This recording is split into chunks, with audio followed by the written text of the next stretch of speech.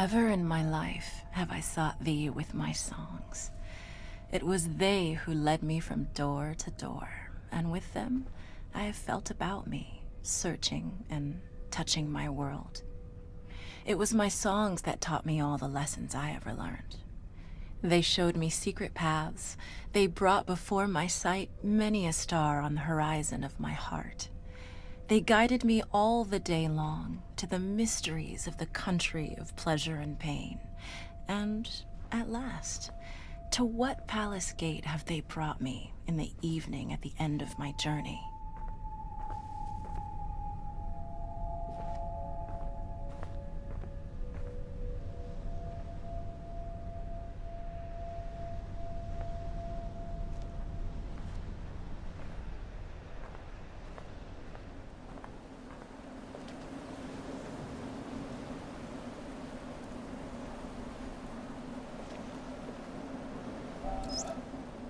The core development team of The Witness was comprised more or less as follows.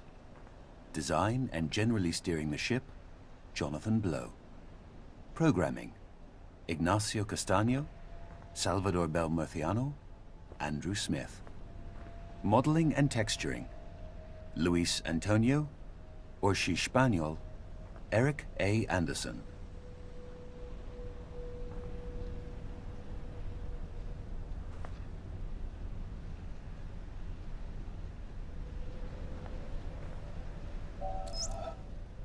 Architecture. Form Design Studio. Deanna Van Buren, Rodrigo Lima. Fletcher Studio. David Fletcher, Nicholas Wright, Beth Bacalich.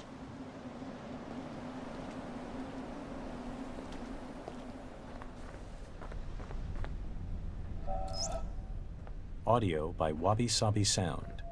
Andrew Lackey, Bo Anthony Jimenez, Jeff Garnett, Luca Fusi, Eric Lorenz.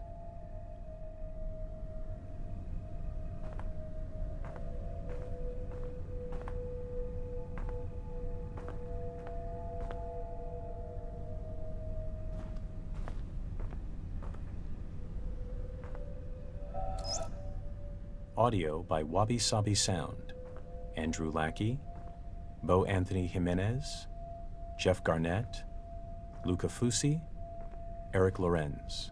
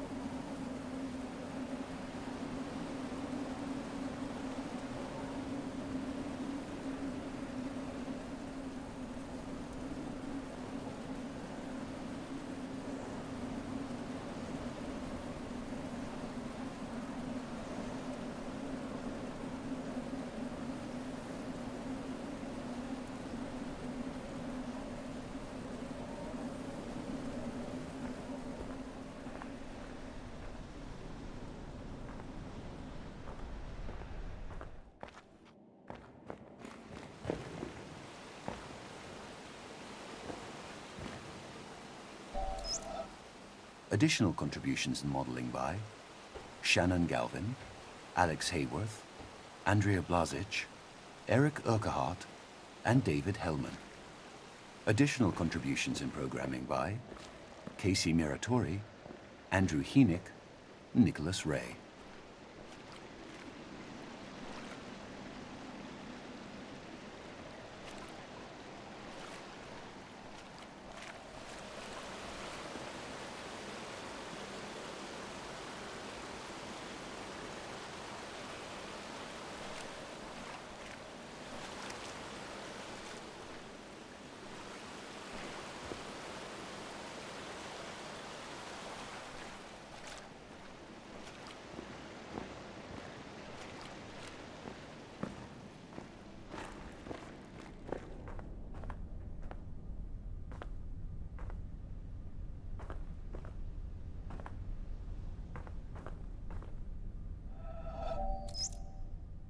Special thanks to Jeff Roberts, Daniel Massio,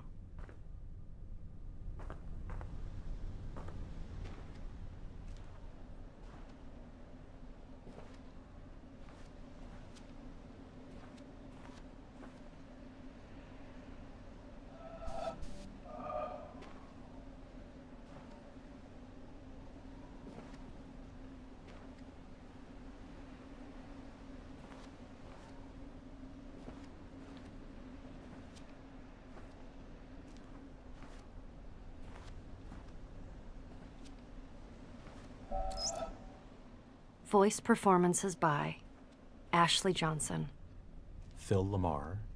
Tara Deva. And Matthew Waterson. Dialogue recorded at Warner Brothers Studios. Project Manager, Emma Weston. Casting Director, Pierce O'Toole. Voiceover Director, Liam O'Brien. Sound Engineers, Alan Friedman, CAS, R. Dutch Hill. Dialogue Editor, Goen Lee. Director Photography for the office shoot, Caroline Harrison.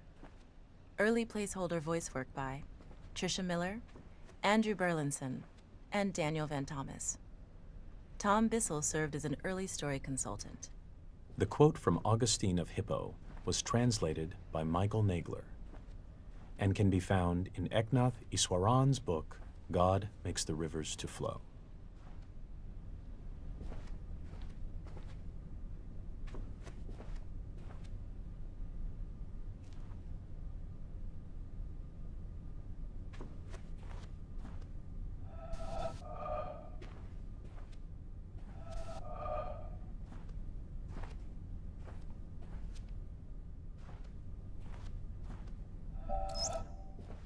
in-house playtesting by Francis Dooling, Michael Calandra, Timothy Steen.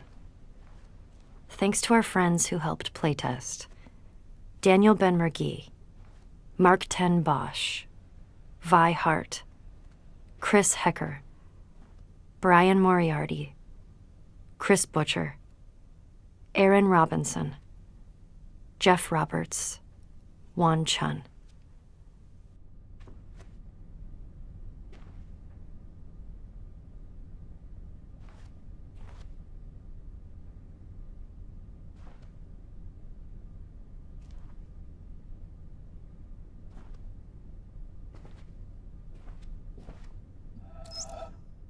In-house playtesting by Francis Dooling, Michael Calandra, Timothy Steen. Thanks to our friends who helped playtest: Daniel Ben-Mergui, Mark Ten Bosch, Vi Hart, Chris Hecker, Brian Moriarty, Chris Butcher, Aaron Robinson, Jeff Roberts, Juan Chun. Special thanks to our friends at Sony: Nick Sutner, Adam Boyes, Justin Massengill, Alessandro Bavenzi.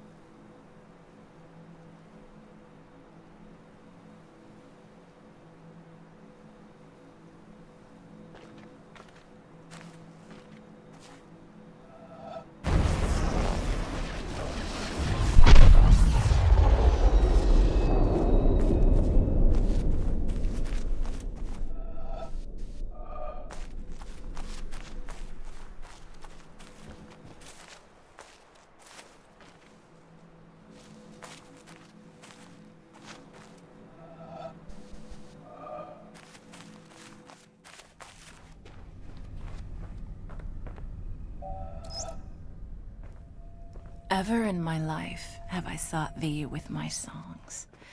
It was they who led me from door to door, and with them I have felt about me, searching and touching my world. It was my songs that taught me all the lessons I ever learned. They showed me secret paths. They brought before my sight many a star on the horizon of my heart. They guided me all the day long to the mysteries of the country of pleasure and pain. And at last, to what palace gate have they brought me in the evening at the end of my journey?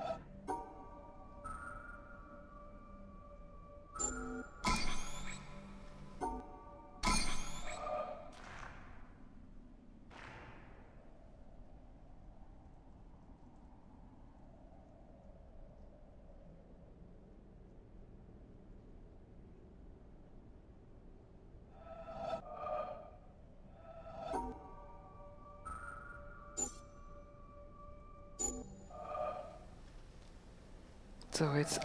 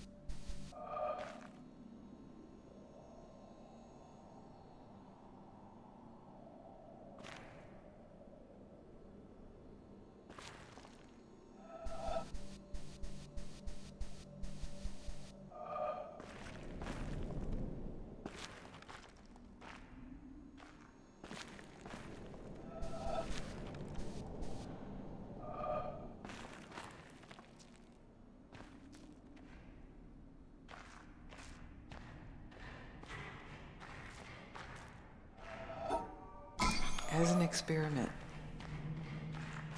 To give up any imagination, any image of what you need to be totally fulfilled. Just give it up. It's just an image, just a thought. Maybe a spiritual thought, maybe a worldly thought, a relationship thought.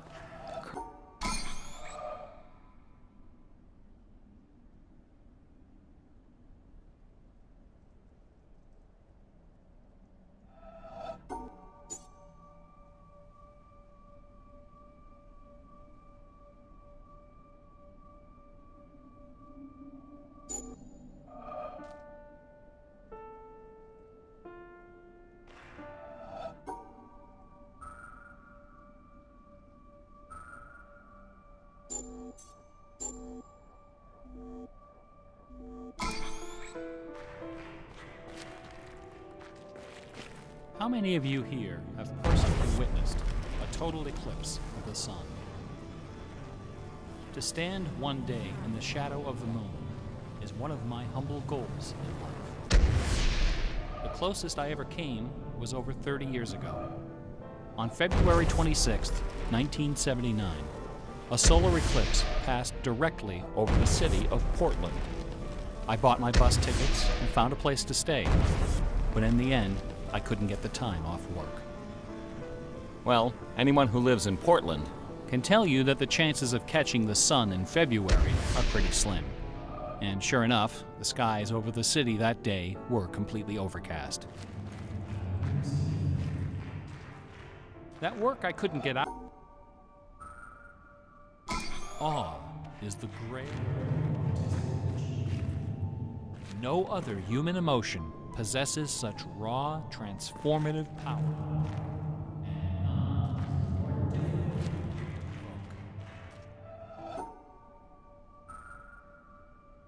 Serenely at the crowd of pilgrims. Surrounded by bouquets of flowers, at the very spot where Delia Bacon lost her mind, the gravestone of William Shakespeare bears this dire warning. Good friend, for Jesus' sake, forbear to dig the dust enclosed here. Blessed be the man who spares his sons, and cursed be.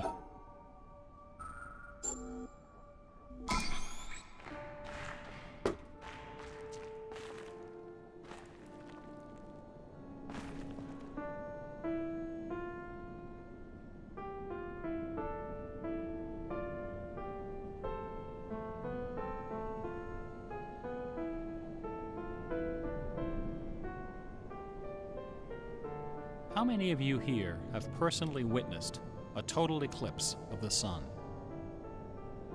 To stand one day in the shadow of the moon is one of my humble goals in life. The closest I ever came was over 30 years ago. On February 26, 1979, a solar eclipse passed directly over the city of Portland. I bought my bus tickets and found a place to stay, but in the end, I couldn't get the time off work. Well, anyone who lives in Portland can tell you that the chances of catching the sun in February are pretty slim. And sure enough, the skies over the city that day were completely overcast. I wouldn't have seen a thing. That work I couldn't get out of was my first job out of college. A sales clerk at an old Radio Shack store in beautiful downtown Worcester, Massachusetts. On my very first day behind the counter, a delivery truck pulled up to the front of the store. They carried in a big carton, upon which was printed the legend TRS-80. It was our floor sample of the world's first mass-market microcomputer. The TRS-80 Model 1 had a Z80 processor clocked at 1.7 MHz, 4,096 bytes of memory, and a 64-character black and white text display. The only storage was a cassette recorder. All this could be yours for the low, low price of $599. The store I was working in had seen better days. At one time, it had been near the center of a thriving commercial district. But like so many other New England cities, the advent of shopping malls had, by the early 70s, turned it into a ghost town. Worcester's solution to this problem was decisive, to say the least.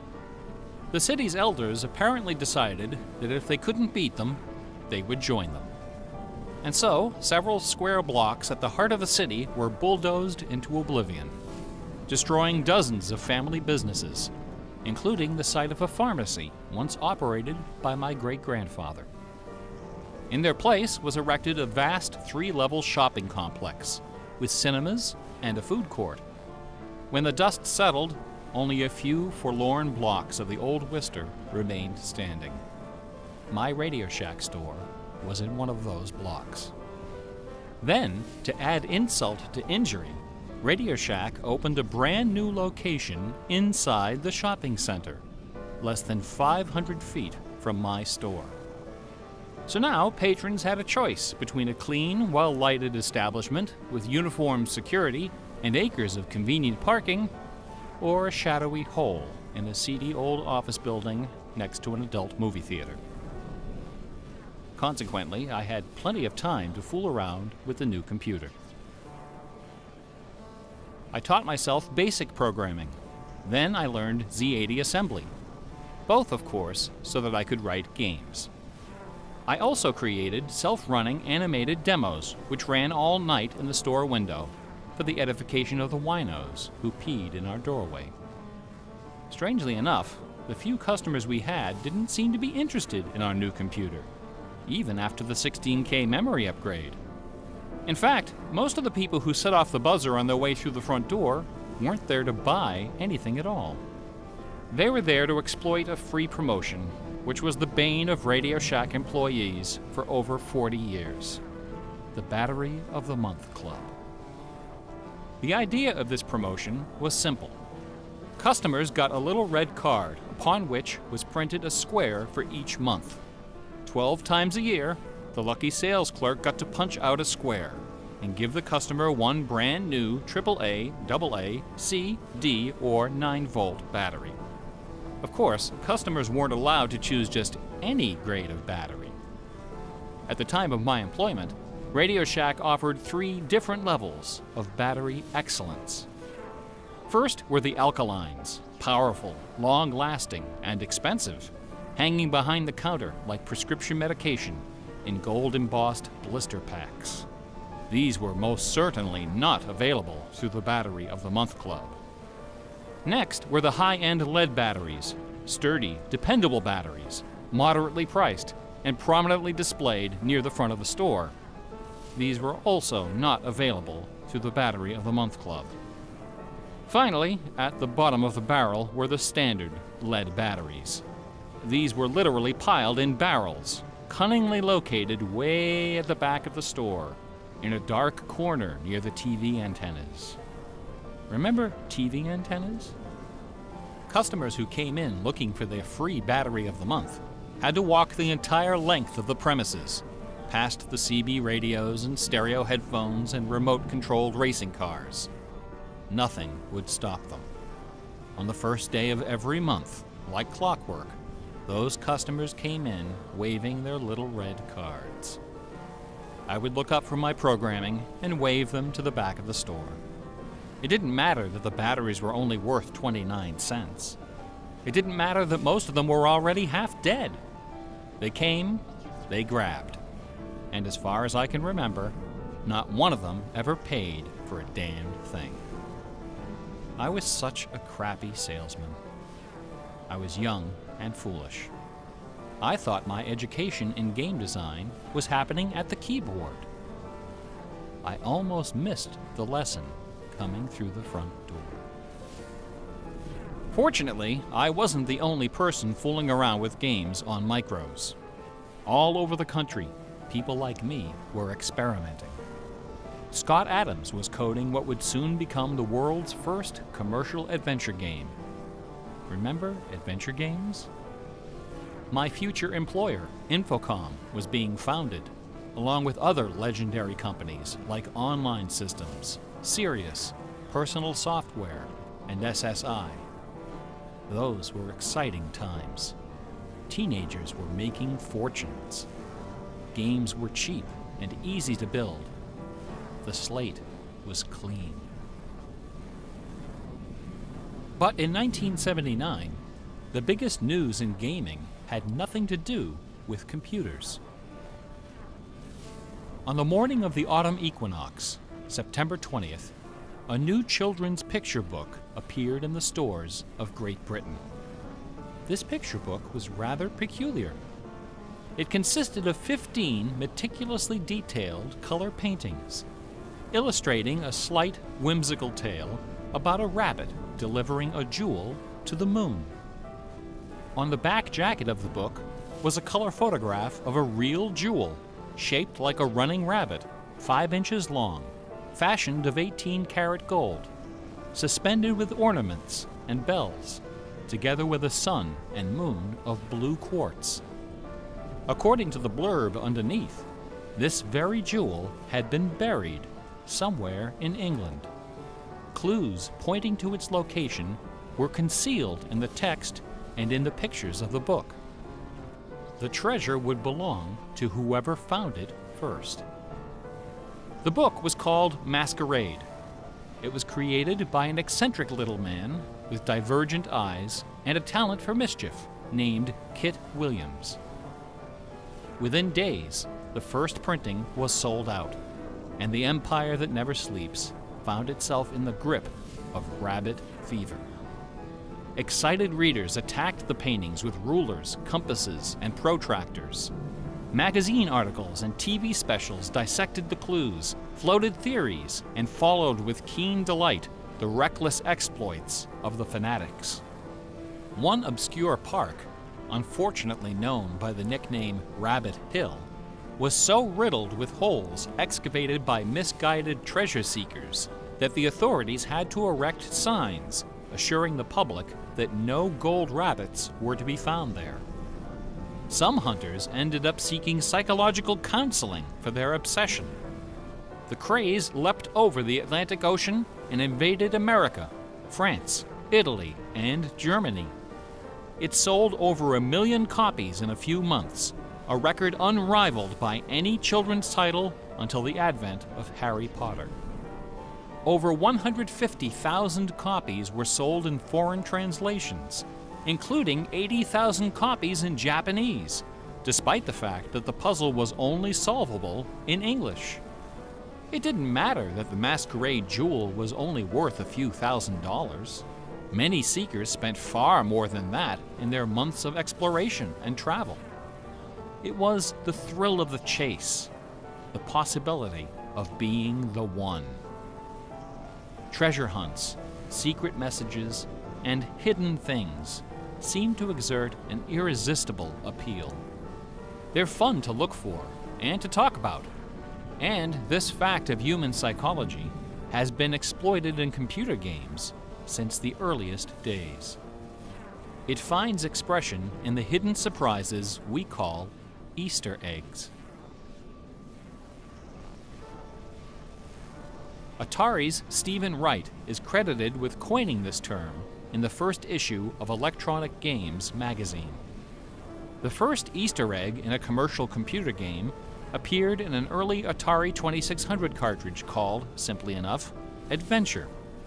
By a sequence of unlikely movements and obscure manipulations, players could discover a secret room where the words "Created by Warren Robinette" appeared in flashing letters. Over the decades, Easter eggs and their evil twin, cheat codes, have become an industry within an industry. Entire magazines and websites are now devoted to their carefully orchestrated discovery and dissemination. They're part of our toolkit, our basic vocabulary, the language of computer game design. Computer gamers may have been the first to refer to hidden surprises as Easter eggs, but we certainly weren't the first to use them. Painters, composers, and artists of every discipline have been hiding stuff in their works for centuries. The recent advent of VCRs and Laserdisc players with freeze-frame capability exposed decades of secret Disney erotica. Thomas Kincaid, the self-appointed painter of light, amuses himself by hiding the letter N in his works. A number beside his signature indicates how many N's are hidden in each painting. Picasso, Dali, Raphael, Poussin, and dozens of other painters concealed all kinds of stuff in their paintings. A favorite trick was hiding portraits of themselves, their families, friends, and fellow artists in crowd scenes. El Greco loved dogs, but the Catholic Church forbid him from including any in his sacred paintings. So he hid them, usually within the outlines of celestial clouds. Composer Dmitri Shostakovich chafed under the political censorship imposed by the Soviet Ministry of Culture. His symphonies and chamber works are loaded with hidden signatures and subversive subtexts which, had they been recognized, would have sent him to Siberia. Mozart's opera, The Magic Flute, is filled with musical allusions to the rituals of the Freemasons, the ancient secret society of which he and his mentor Haydn were members. But the most famous purveyor of Easter eggs is that champion of the late Baroque, the ultimate musical nerd, Johann Sebastian Bach. Bach was a student of gematria, the art of assigning numeric values to letters of the alphabet. A equals 1, B equals 2, C equals 3, etc. By comparing, sequencing, or otherwise manipulating these numbers, secret messages can be concealed. Bach took particular delight in the geometrical numbers 14 and 41. 14 is the sum of the initials of his last name. B equals 2, A equals 1, C equals 3, and H equals 8. 41 is the sum of his expanded initials, J.S. Bach. These two numbers show up over and over again in Bach's compositions. One of the better-known examples is his setting of the chorale Vor deinem Thron. The first line of the melody contains exactly 14 notes, and the entire melody, from start to finish, contains 41. Another of Bach's favorite games was the puzzle canon. A canon is a melody that sounds good when you play it on top of itself, a little bit out of sync. Frere Jacques and Row, Row, Row Your Boat are familiar examples of simple two-voice canons. But a canon can employ any number of voices, and you don't have to play each voice the same way either. You can change the octave, transpose the key, invert the pitch, play it backwards, or any combination. Finding melodies that make good multi-voice canons is a fussy and difficult art, of which Bach was an undisputed master. Now, in a puzzle canon, the composer specifies the basic melody and the number of voices, but not the relationship of the voices. The student has to figure out the position and key of each voice, and whether to perform them inverted and/or backwards. Bach wrote quite a number of puzzle canons. The most famous, BWV 1076, is part of a fascinating story. One of Bach's students was a fellow by the name of Lorenz Misler, founder of the Society of Musical Science. This elite, invitation-only institution devoted itself to the study of Pythagorean philosophy and the union of music and mathematics. Its distinguished membership reads like a who's who of German composers, including Handel, Telemann, and eventually Mozart. Applicants for membership in the society were required to submit an oil portrait of themselves, along with a specimen of original music. With nerdly efficiency, Society member number 14 decided to combine these admission requirements into a single work. He sat for a portrait with Elias Haussmann, official artist at the court of Dresden. This portrait, which now hangs in the gallery of the town hall in Leipzig, is the only indisputably authentic image of Bach in existence. The Haussmann portrait shows Bach dressed in a formal coat with exactly 14 buttons. In his hand is a sheet of music paper, upon which is written a puzzle canon for 6 simultaneous voices. In 1974, a manuscript was discovered which proved that this canon was the 13th in a series of exactly 14 canons based on the ground theme of the famous Goldberg variations. As if these musical gymnastics weren't enough, Bach liked to hide messages in his compositions by assigning notes to the letters. His initials, B-A-C-H, correspond to the pitch sequence B flat, A, C, and B natural in German letter notation. This theme makes its most memorable appearance in the last bars of his final composition, The Art of Fugue, published soon after his death in 1750. The word fugue comes from the Latin fuga, which means flight, as in running away. So the art of fugue is the art of flight, the art of taking a theme and running with it. Bach wrote hundreds of fugues, but none as sublime as this sequence of 14. In the last and most complicated fugue in the series, the first and second sections develop normally. This is followed by the B-A-C-H signature, and then suddenly, without any warning or structural justification, the fugue stops, dead in its tracks. One of the composer's 20 children, his son Carl Philipp Emanuel, claimed that Bach died moments after those last few notes were written. This story is probably apocryphal. The Easter eggs in Bach's music are a pleasant obscurity, known chiefly to professors and students of Baroque music. But in March of 2002, when this lecture was first delivered, those Easter eggs were the talk of the entire classical music industry. Sitting near the top of the classical music charts that month was a compact disc on the ECM label called Morimer. It was performed by the Hilliard Choral Ensemble, together with a talented but, until then, little-known violinist, Christoph Poppen. The music on Morimer is based on a geometrical analysis of Bach's Partita in D minor for solo violin.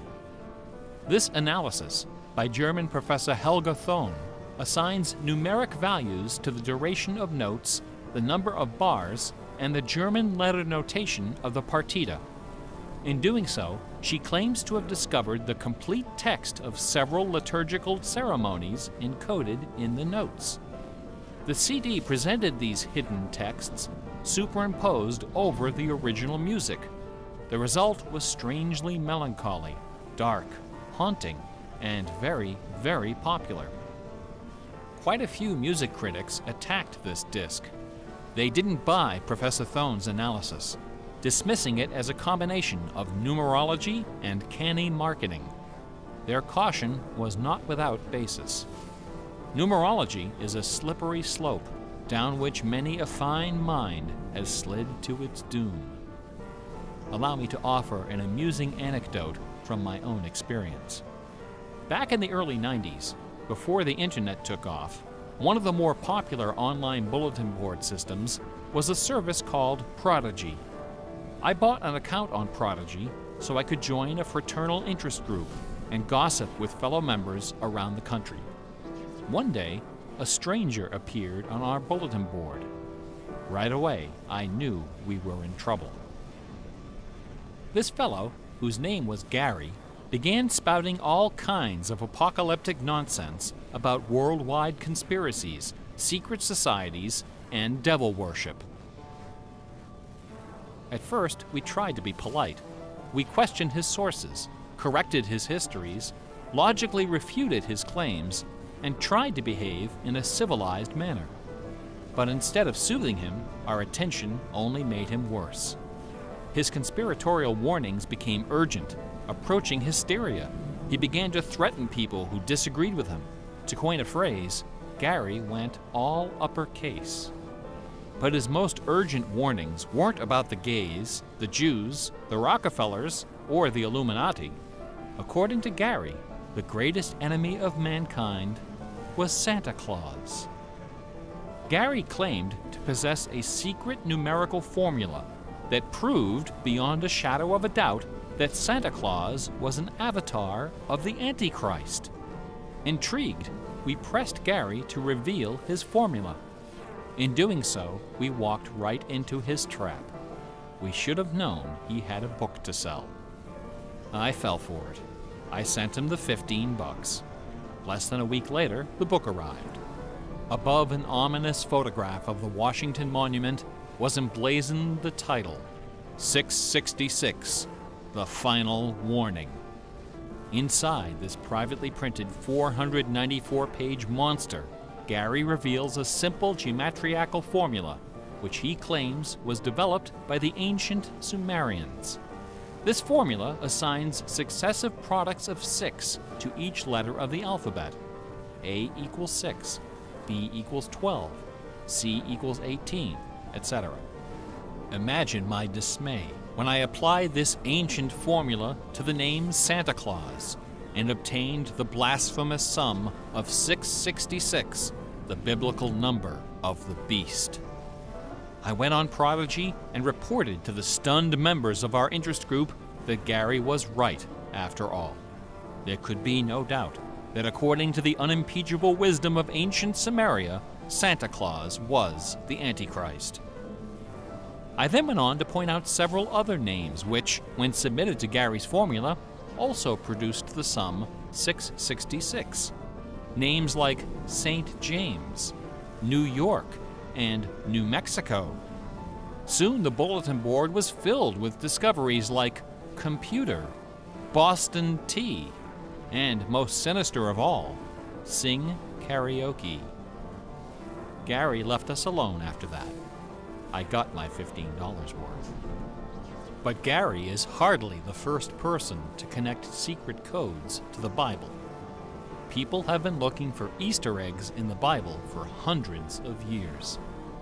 The Hebrew mystical tradition of Kabbalah can be described as a geometrical meditation on the Pentateuch, the first 5 books of the Old Testament. The advent of computers has made the application of numerology to the Bible fast and efficient. The latest spate of Bible searching was instigated by a book published in 1998 by Michael Drosnin, a former Wall Street Journal reporter. His book, The Bible Code, applied a skip cipher in which every nth character in a text is combined to form a message.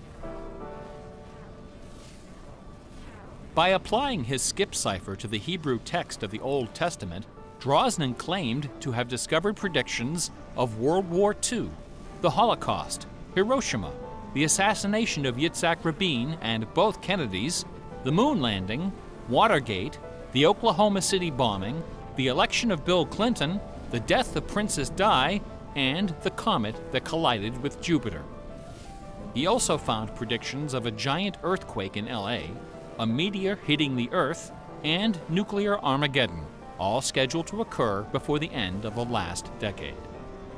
The Bible Code spent many weeks on the bestseller lists, spawning several sequels and dozens of imitators. The Bible has certainly attracted its share of crackpots, but for the real hardcore egg hunters, nothing can rival the ingenuity, the tenacious scholarship, the stubborn zeal of those who seek the answer to the ultimate literary puzzle, a poisonous conundrum that has squandered fortunes, destroyed careers, and driven healthy, intelligent scholars to the brink of madness and beyond. Who wrote Shakespeare? The essays and books devoted to the Shakespeare authorship problem are sufficient to fill a large library. Several such libraries actually exist. Not even a day-long tutorial, much less an hour lecture, can begin to do justice to this complex, bizarre, and dangerously tantalizing story. Nevertheless, for the unacquainted, I will attempt to summarize the issue in a few paragraphs. The undisputed facts of Shakespeare's life and career could be scribbled on the back of a cocktail napkin.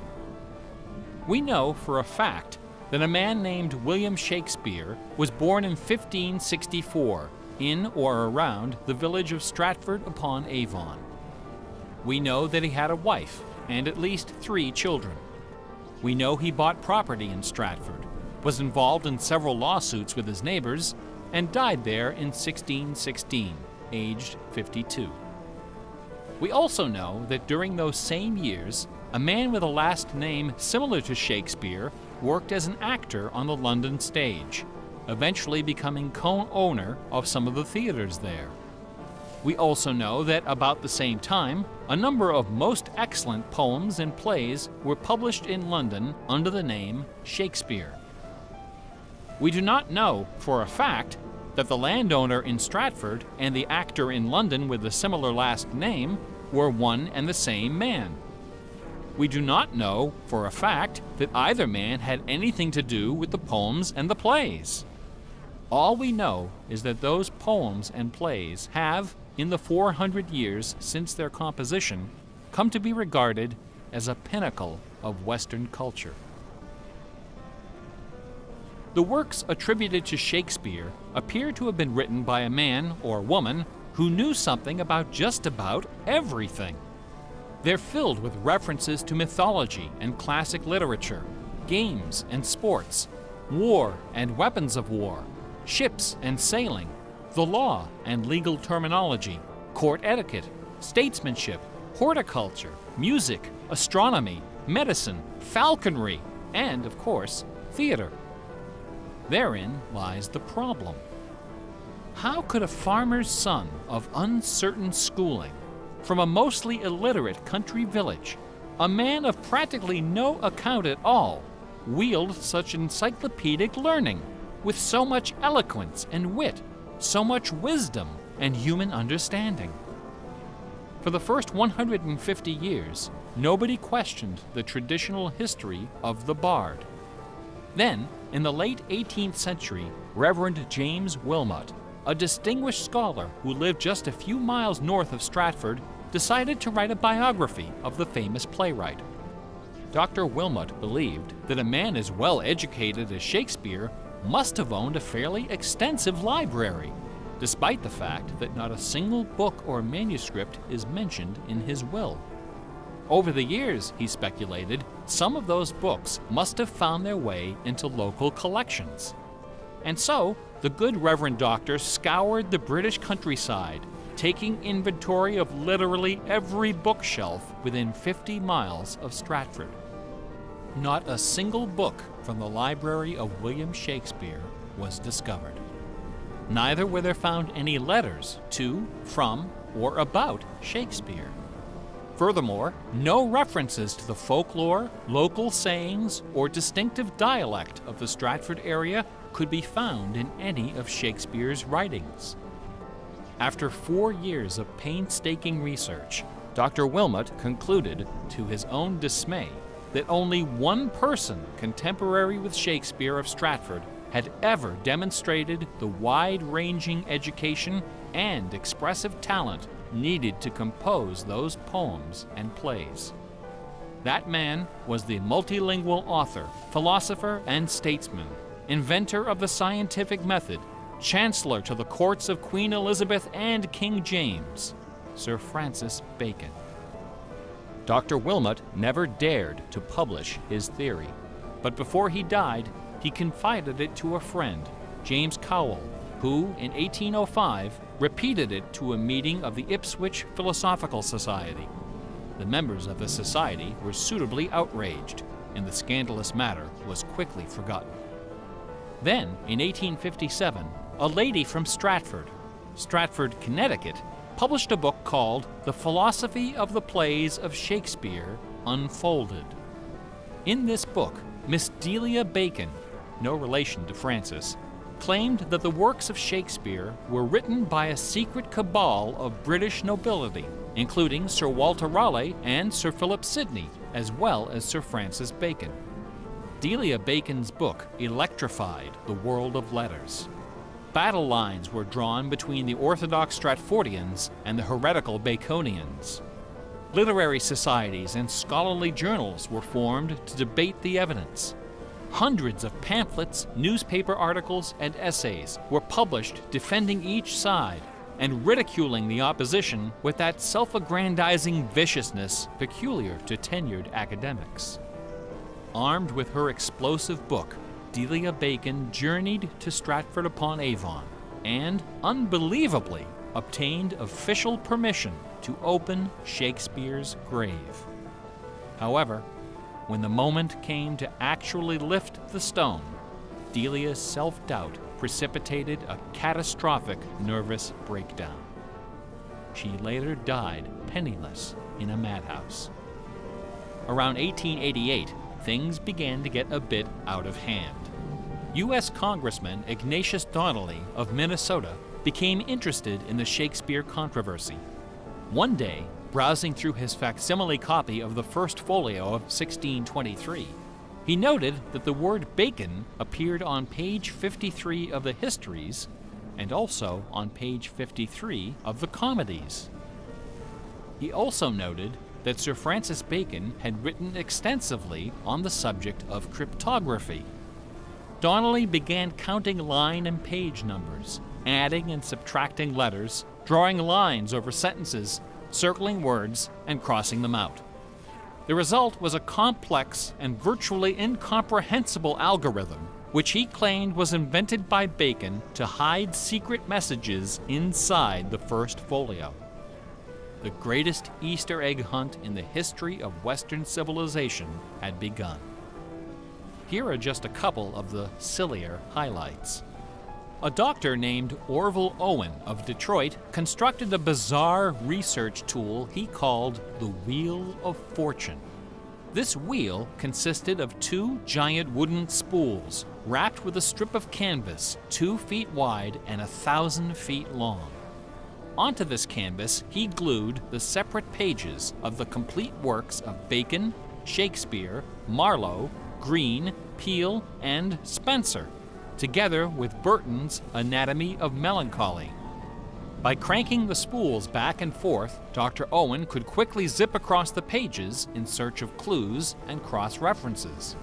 Employing a large team of secretaries and stenographers, Owen claimed to have uncovered a complete alternative history of Elizabethan England, as well as several entirely new Shakespeare plays and sonnets.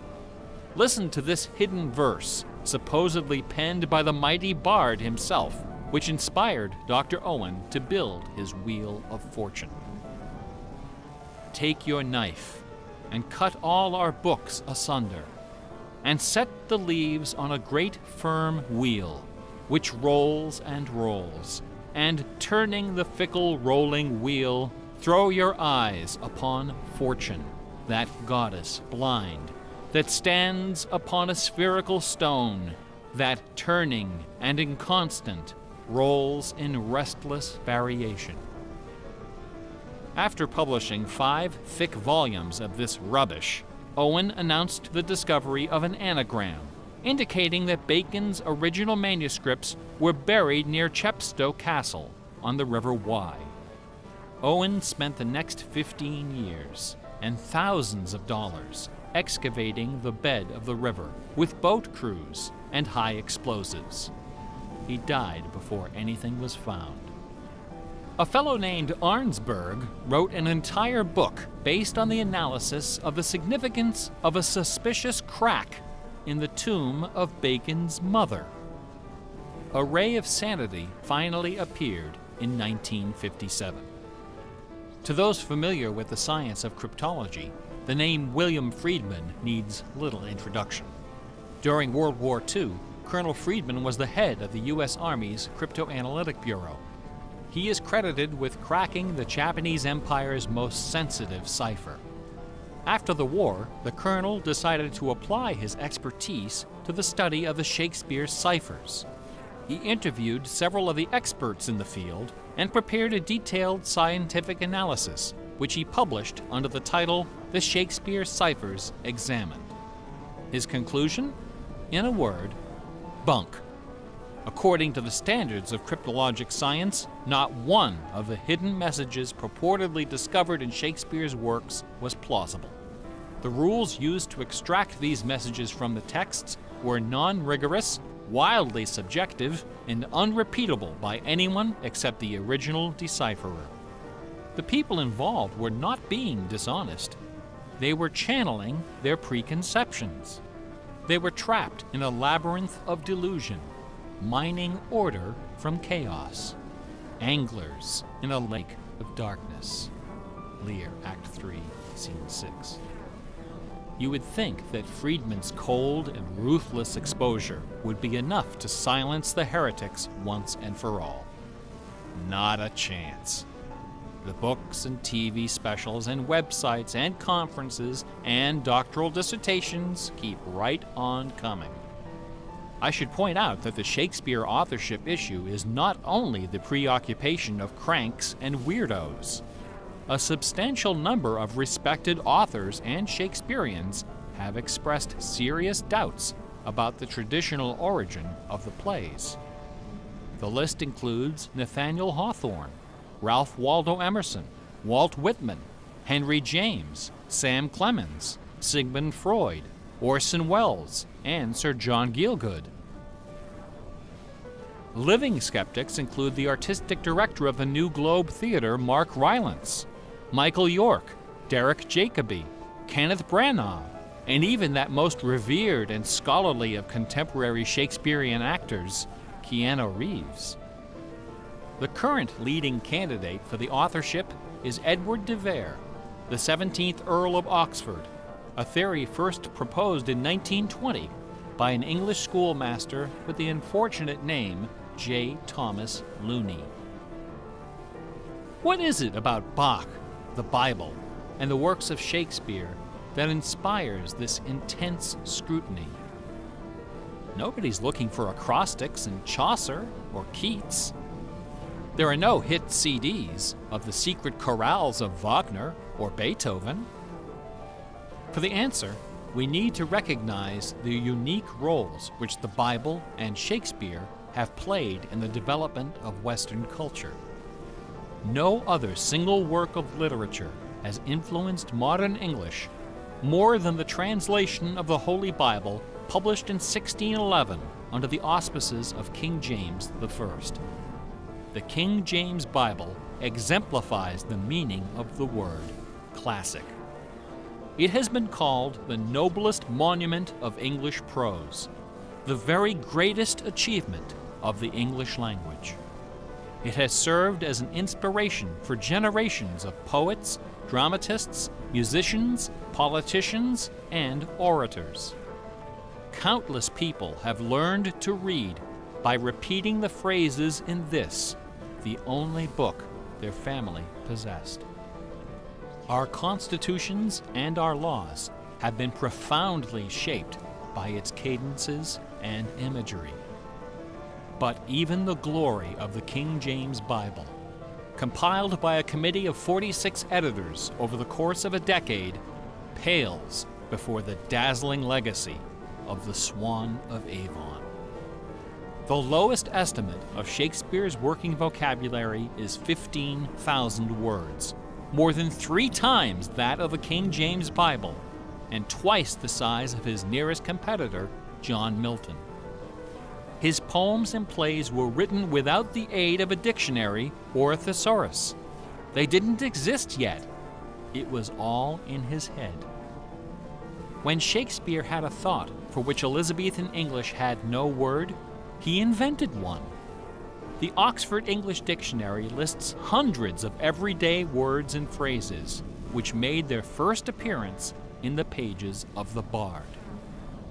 Addiction, alligator, assassination, bedroom, critic, dawn, design, dialogue, employer, film, glow, gloomy, gossip, hint, hurry, investment, lonely, luggage, manager, switch, torture, transcendence, wormhole, zany. Hamlet alone contains nearly 40 of these neologisms. Who today would have this audacity, this giddy exuberance of invention? Only one other English author even approaches Shakespeare's facility for coining new words: Sir Francis Bacon. In the modern era, the record holder is Charles Dodgson, better known as Lewis Carroll, who, interestingly, also happens to be the second most quoted author in English, after Shakespeare. Everyone has been profoundly molded by the influences of the King James Bible and Shakespeare. Like it or not, all of us peer at the world through the lenses of these great works. They are the primary source documents of modern English thought, the style guides of our minds. Contemplating these dazzling jewels of wisdom and eloquence gives rise to an extraordinary feeling, a potent, rare, and precious emotion with the potential to completely upset your life. An emotion powerful enough to make a man abandon his wife and children, forfeit career and reputation, lay down his possessions, and follow his heart without questioning. That sweet, sweet fusion of wonder and fear, irresistible attraction, and soul-numbing dread known as awe. Awe is the grail of artistic achievement. No other human emotion possesses such raw, transformative power, and none is more difficult to evoke. Few and far between are the works of man that qualify as truly awesome. It is awe that convinces a rabbi to spend a lifetime decoding Yahweh from the Pentateuch. Awe that sends millions of visitors each year to the pyramids of Giza, Guadalupe, and Mecca. It was awe that drove poor Delia Bacon to her doom. Now, please don't come away from this lecture thinking that the key to awesome game design is the installation of Easter eggs. Ordinary games with their contrived Easter eggs and cheat codes are like the Battery of the Month Club. You have to trudge down to the back of the store to get what you really came for. If superpower is what people really want, why not just give it to them? Is our imagination so impoverished that we have to resort to marketing gimmicks to keep players interested in our games? Awesome things don't hold anything back. Awesome things are rich and generous. The treasure is right there. One afternoon, I was sitting alone behind the counter at that old Radio Shack store. My boss had stepped out for some reason. An elderly woman walked through the front door. Like most of our customers, she was shabbily dressed, probably on a fixed income. I assumed she was there for her free battery, but instead, she placed a portable radio on the counter. This little radio came from the days when they boasted about the number of transistors inside on the case. It was completely wrapped in dirty white medical tape. The woman looked at me and asked, "Can you fix this?" Slowly, I unwrapped the medical tape, peeling away the layers until the back cover of the radio fell off, accompanied by a cloud of red dust. The interior of the radio was half eaten away by battery leakage and corrosion. I looked at the radio. I looked at the old woman. I looked back at the radio.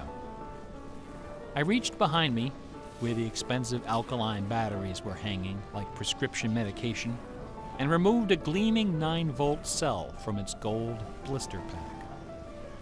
Then I pulled a brand new transistor radio from a box, installed the alkaline, and helped the lady find her favorite station.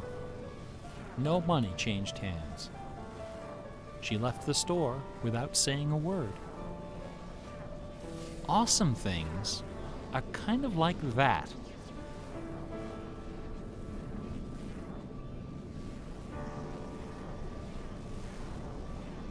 Bach offered his students very specific insight into the source of awe. In addition to BACH, 2 other sets of initials are also associated with Bach's music.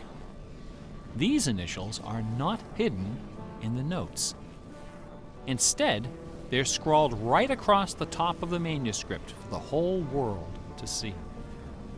The initials are SDG and JJ. SDG stands for the Latin phrase Sole Deo Gloria, to the glory of God alone.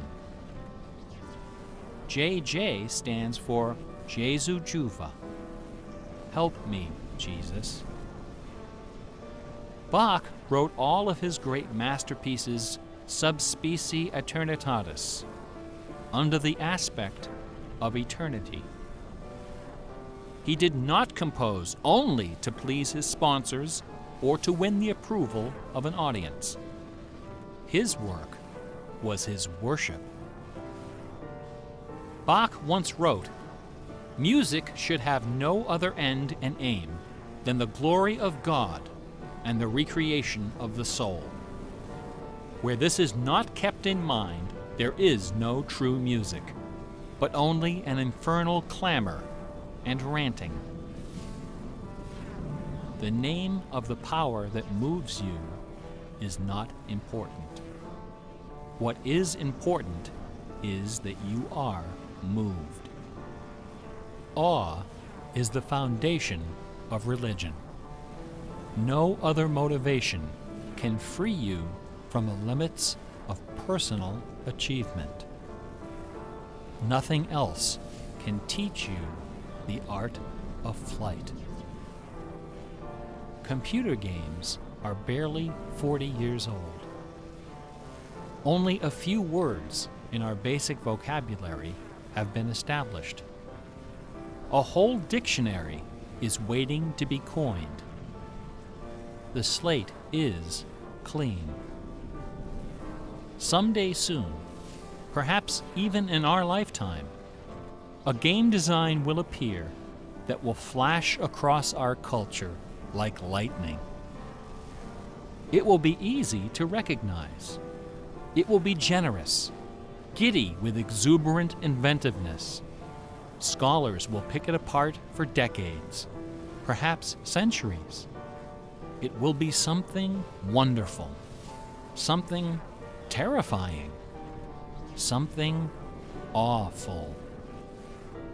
A few years ago, I was invited to speak at a conference in London. My wife joined me, and we took a day off for some sightseeing. We decided to visit England's second biggest tourist attraction, Stratford-upon-Avon. It was cold and rainy when our train arrived. Luckily, most of the attractions are just a short walk from the station. We visited Shakespeare's birthplace, a charming old house along the main street, which attracts millions of pilgrims every year, despite the complete lack of any evidence that Shakespeare was born there or even lived anywhere near it. We went past the school where Shakespeare learned to read and write, although no documents exist to prove his attendance. We visited Anne Hathaway's cottage, the rustic country farm where his wife spent her childhood, although no record shows anyone by that name ever having lived there. Finally, we came to the one location undeniably associated with Shakespeare, Trinity Parish Church, on the banks of the River Avon, where a man by that name is buried. This beautiful church is approached by a long walkway between rows of ancient gravestones, shaded by tall trees. The entrance door is surprisingly tiny. No cameras are allowed inside. The interior is dark and quiet. Despite the presence of busloads of tourists, the atmosphere is hushed and respectful. A few people are seated in the pews, deep in prayer. An aisle leads up the center of the church. The left side of the altar is brightly illuminated. On the wall above is a famous bust of the bard, quill in hand, gazing serenely at the crowd of pilgrims. On the floor beneath, surrounded by bouquets of flowers, at the very spot where Delia Bacon lost her mind, the gravestone of William Shakespeare bears this dire warning. Good friend, for Jesus' sake, forbear to dig the dust enclosed here. Blessed be the man who spares these stones, and cursed be he that moves my bones.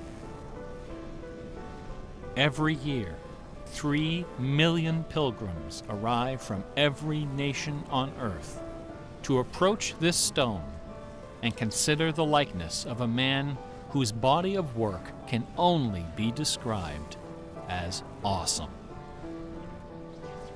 By contrast, the right side of the altar is dark and featureless. Nobody of any consequence is buried there. The only point of interest is a wooden case of simple design, carved of dark oak. Inside the case, sealed beneath a thick sheet of glass, lies a large, open book. A plaque on the case identifies this book as a first edition of the King James Bible, published in 1611, when Shakespeare was 46. Not many pilgrims visit this side of the altar. Most of those that do simply glance at the book, read the plaque, and move along. A few, more observant, note that the Bible happens to be opened to a page in the Old Testament, the book of Psalms, chapter 46. No explanation is given for this particular choice of pages. For the initiated, none is necessary. If you are of inquisitive bent, if you are intrigued by English history and literature, if you value your peace of mind, cover your ears now. In the year 1900, a scholar noticed something about the King James translation of Psalm 46. Something terrifying, something wonderful. The 46th word from the beginning of Psalm 46 is shake. The 46th word from the end is spear. There are only 2 possibilities here. Either this is the finest coincidence ever recorded in the history of world literature, or it is not. The Earth revolves around only one sun. and has only one moon. The moon happens to be 400 times smaller than the sun. The sun happens to be 400 times farther away. And the apparent paths of the moon and sun in our sky happen to intersect exactly twice every month. Which means that every now and then, at long yet precisely predictable intervals, the lunar disk slips across the face of the sun and just barely conceals it for a few wonderful, terrible minutes. A fine coincidence, no?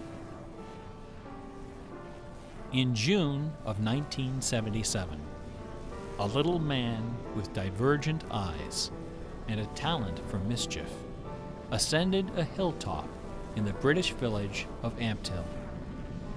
At the summit of this hill is a tall, slender cross, a memorial to Catherine of Aragon, the first wife of Henry VIII.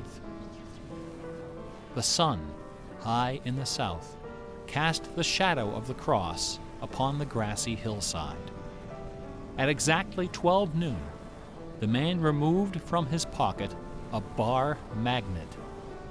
He turned the magnet so its north pole was facing south and buried it under the shadow of the cross.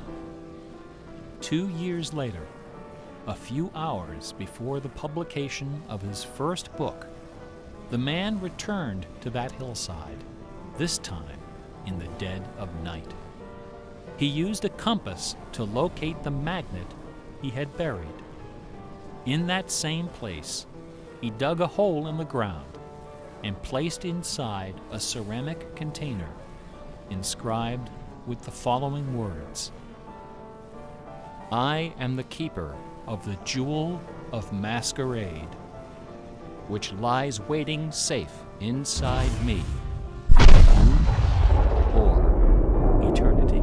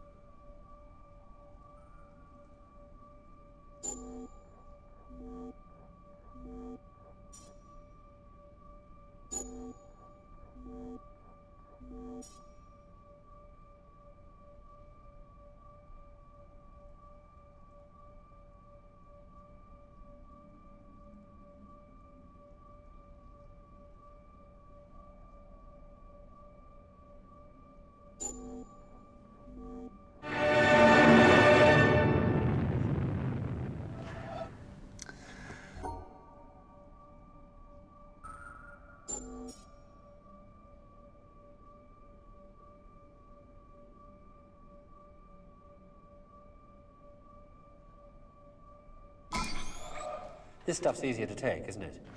Understandable. Got people in it.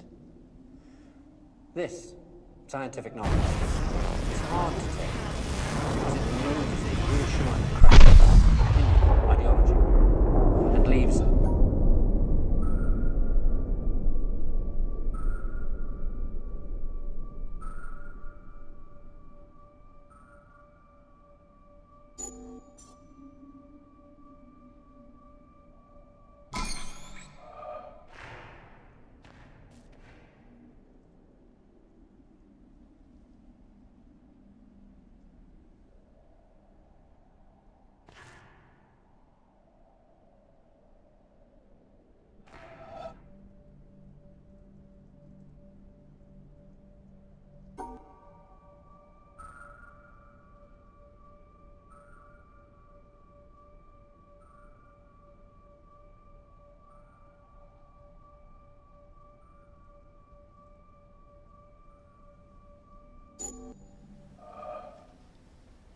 So it's absolutely simple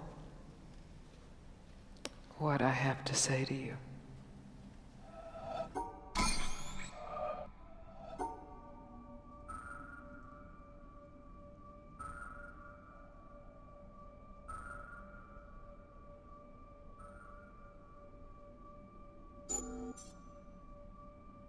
Am I willing to trust that?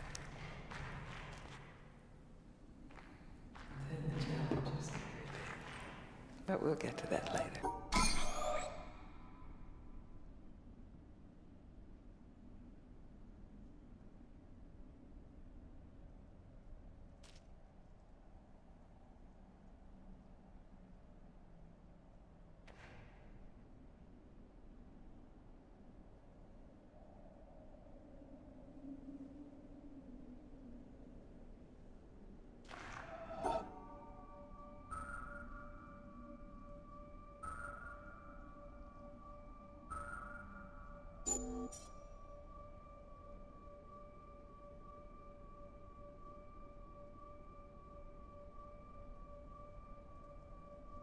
interpretations of the world.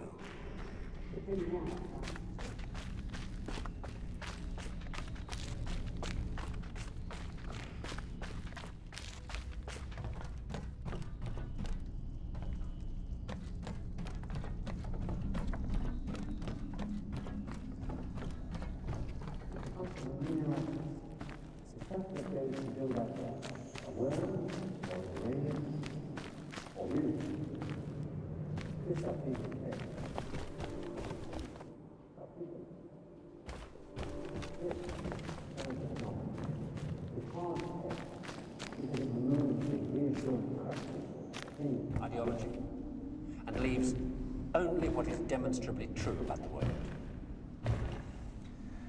And the reason why so many people may be thinking about throwing away those crutches is because, thanks to science and technology, they have begun to know that they don't know so much, and that if they are to have more say in what happens to their lives, more freedom to develop their abilities to the full, they have to be helped towards that knowledge that they know exists and that they don't possess.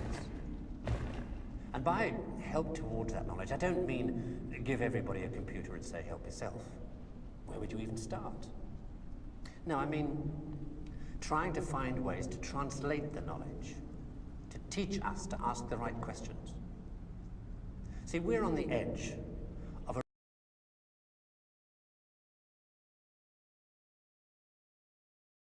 revolution in communications technology that is going to make that more possible than ever before.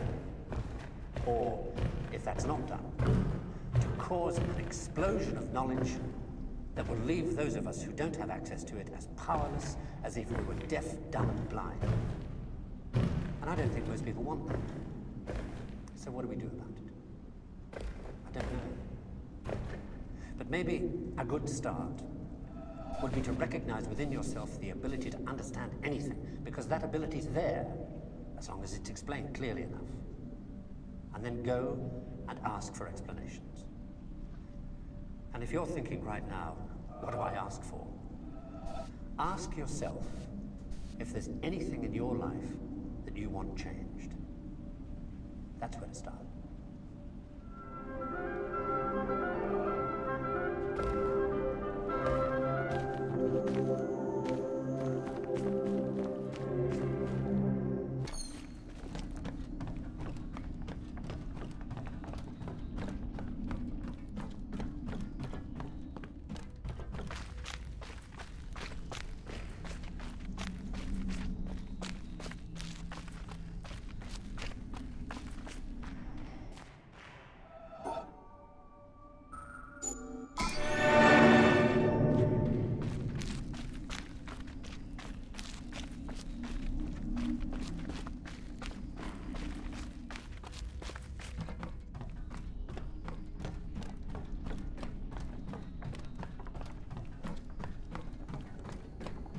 The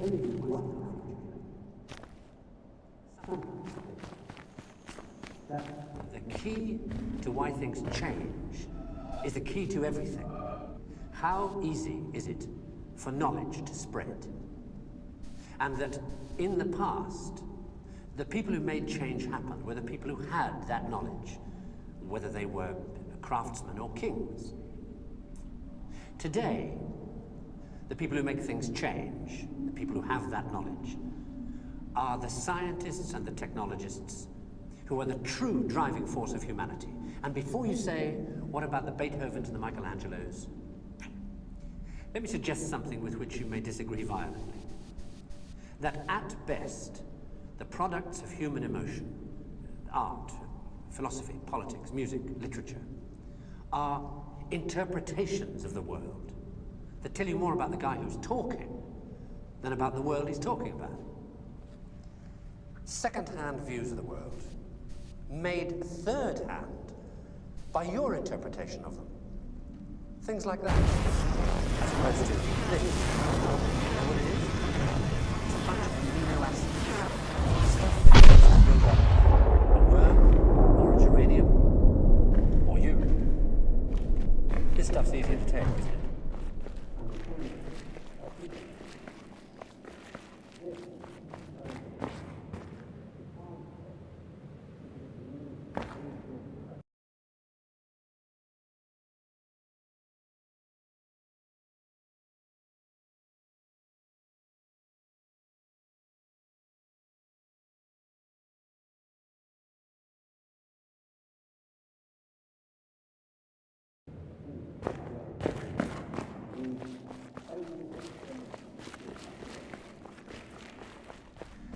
And the reason why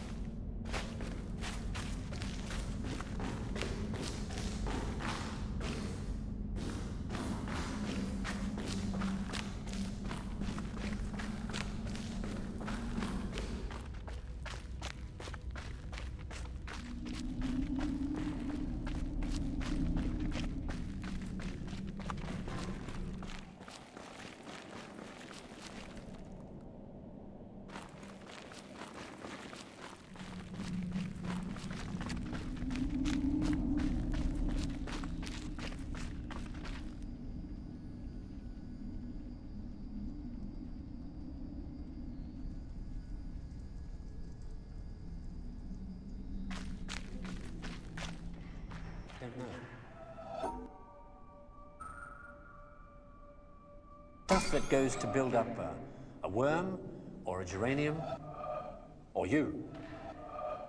This stuff's easier to take, isn't it? Understandable. Got people in it.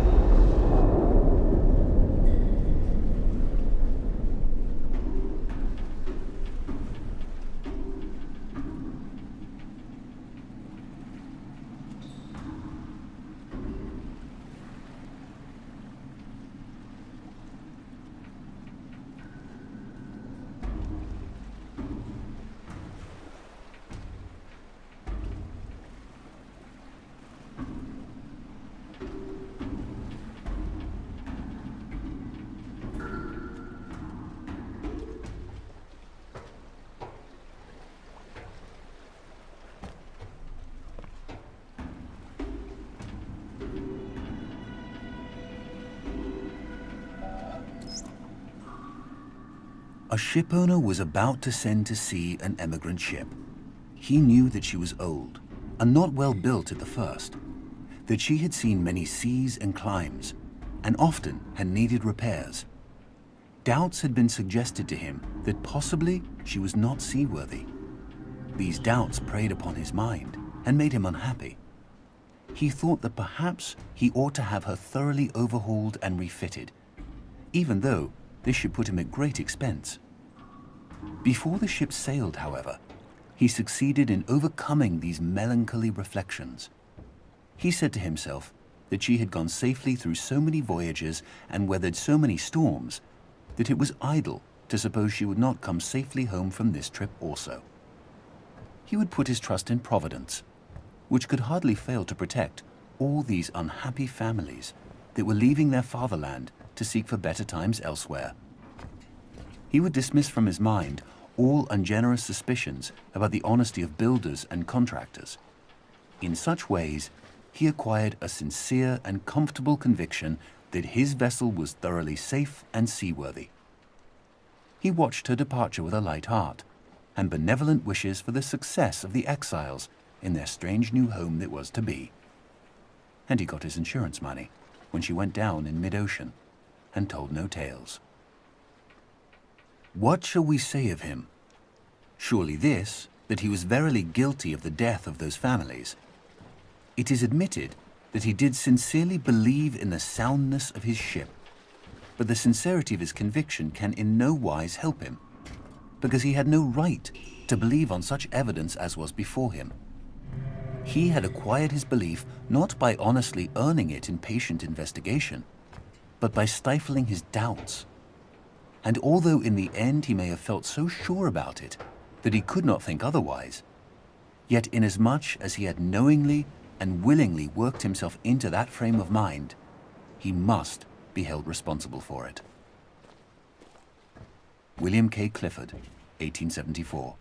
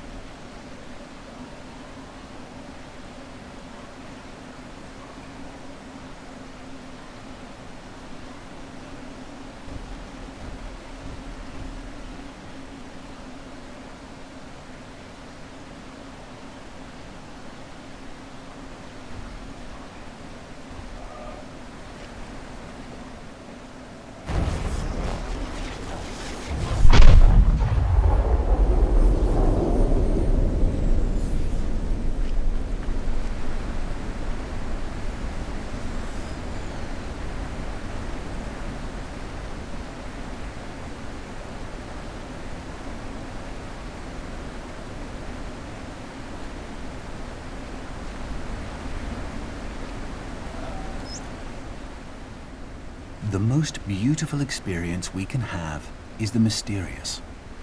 It is the fundamental emotion that stands at the cradle of true art and true science.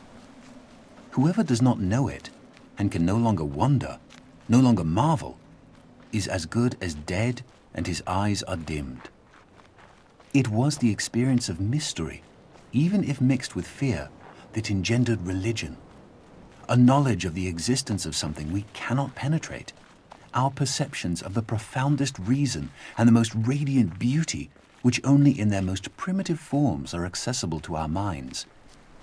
It is this knowledge and this emotion that constitute true religiosity. In this sense, and in this alone, I am a deeply religious man.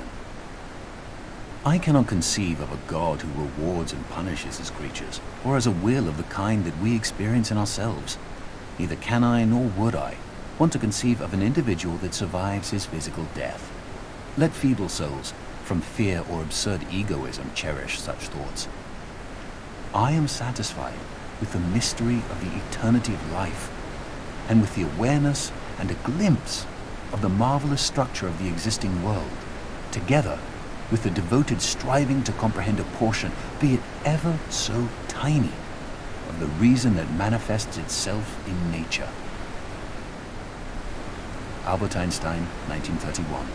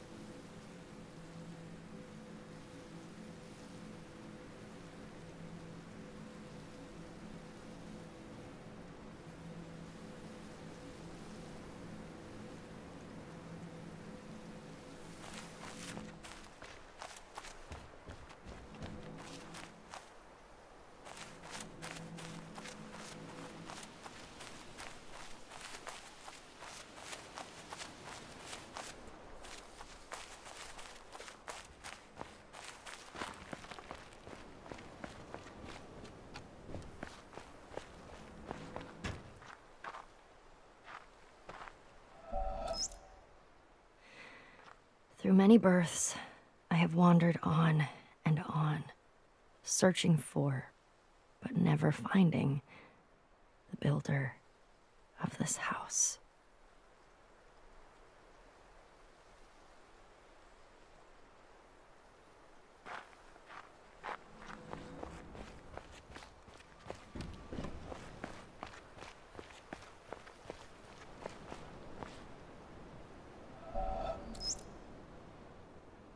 I am standing on the threshold about to enter a room. It is a complicated business. In the first place, I must shove against an atmosphere pressing with a force of 14 pounds on every square inch of my body. I must make sure of landing on a plank, traveling at 20 miles a second around the sun. A fraction of a second too early or too late, the plank would be miles away. I must do this whilst hanging from a round planet head outward into space and with a wind of ether blowing at no one knows how many miles a second through every interstice of my body. The plank has no solidity of substance. To step on it is like stepping on a swarm of flies. Shall I not slip through? No. If I make the venture, one of the flies hits me and gives me a boost up again. I fall again and am knocked upwards by another fly, and so on. I may hope that the net result will be that I remain about steady, but if, unfortunately, I should slip through the floor or be boosted too violently up to the ceiling, the occurrence would be not a violation of the laws of nature, but a rare coincidence. These are some of the minor difficulties. I ought really to look at the problem four-dimensionally as concerning the intersection of my world line with that of the plank. Then again, it is necessary to determine in which direction the entropy of the world is increasing in order to make sure that my passage over the threshold is an entrance, not an exit. Verily, it is easier for a camel to pass through the eye of a needle than for a scientific man to pass through a door.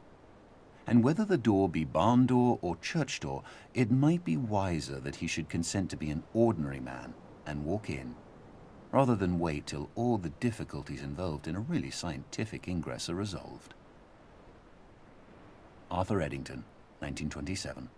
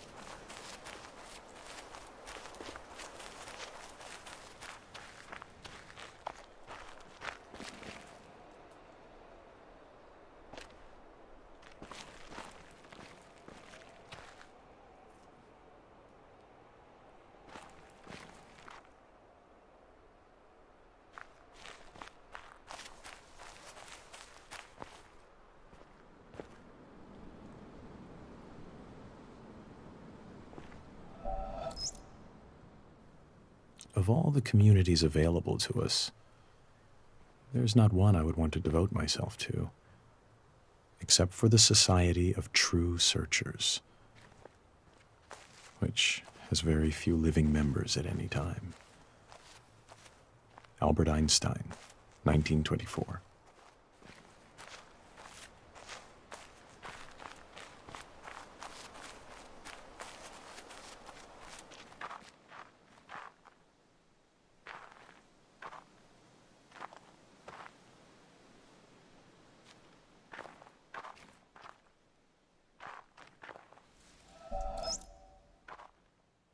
The physicist Wolfgang Pauli once spoke of two limiting conceptions, both of which have been extraordinarily fruitful in the history of human thought, although no genuine reality corresponds to them.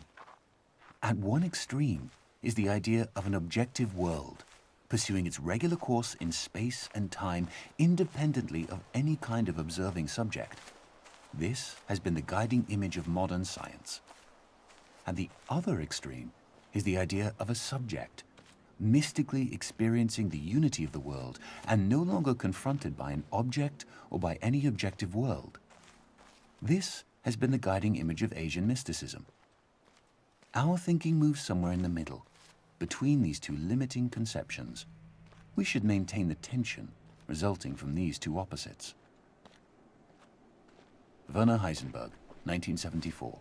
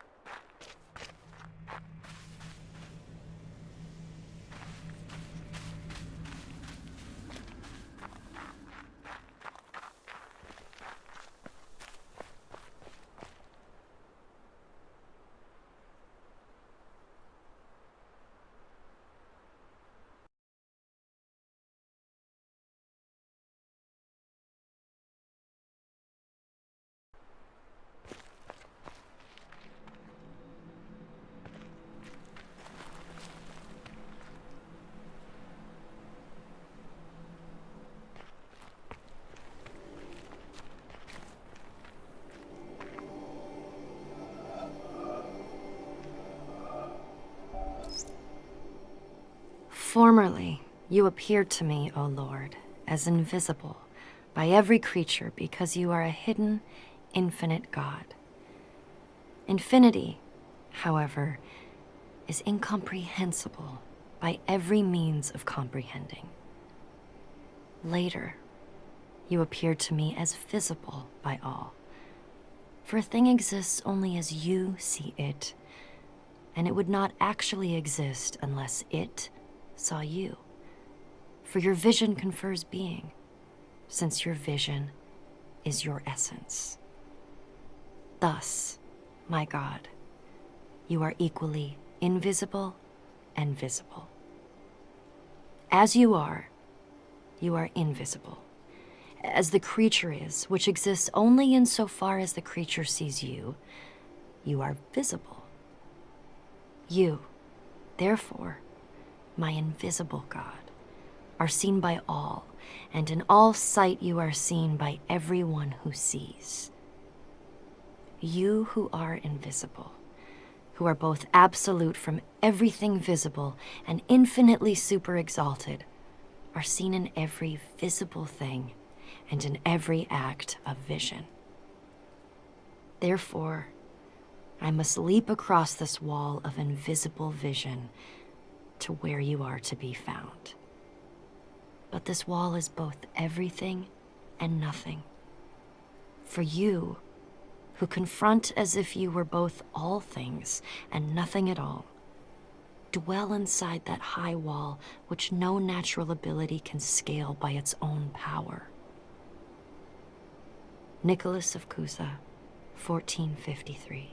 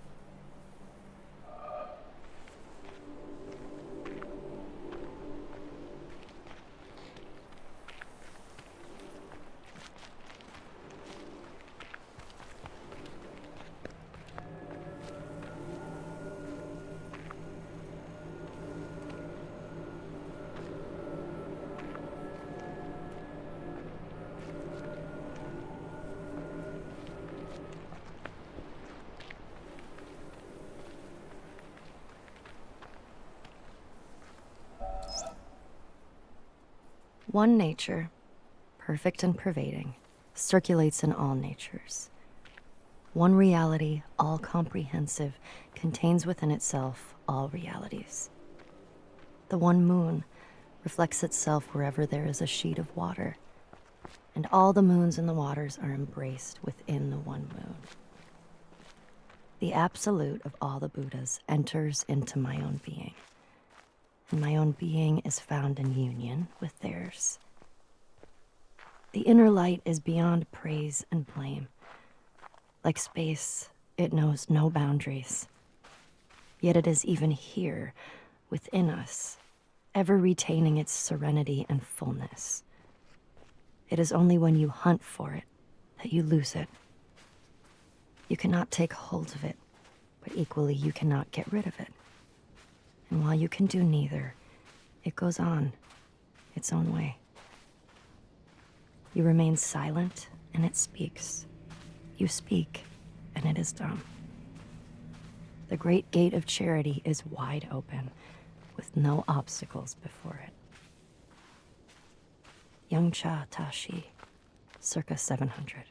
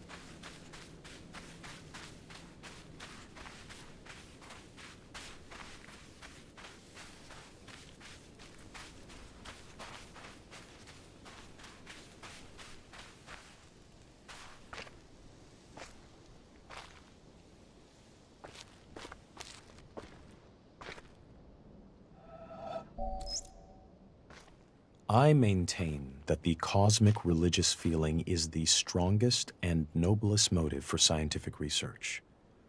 Only those who realize the immense efforts and, above all, the devotion without which pioneer work in theoretical science cannot be achieved are able to grasp the strength of the emotion out of which alone such work, remote as it is from the immediate realities of life, can issue. What a deep conviction of the rationality of the universe, and what a yearning to understand, were it but a feeble reflection of the mind revealed in this world, Kepler and Newton must have had to enable them to spend years of solitary labor in disentangling the principles of celestial mechanics. Those whose acquaintance with scientific research is derived chiefly from its practical results easily develop a completely false notion of the mentality of the men who, surrounded by a skeptical world, have shown the way to kindred spirits scattered wide through the world and through the centuries. Only one who has devoted his life to similar ends can have a vivid realization of what has inspired these men and given them the strength to remain true to their purpose in spite of countless failures. It is cosmic religious feeling that gives a man such strength. A contemporary has said, not unjustly, that in this materialistic age of ours, the serious scientific workers are the only profoundly religious people. Albert Einstein, 1930.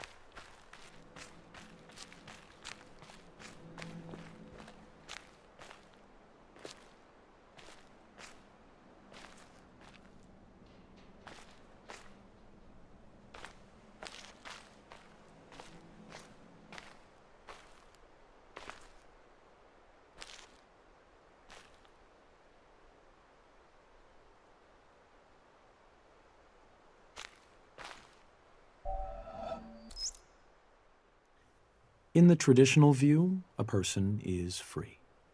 He is autonomous in the sense that his behavior is uncaused.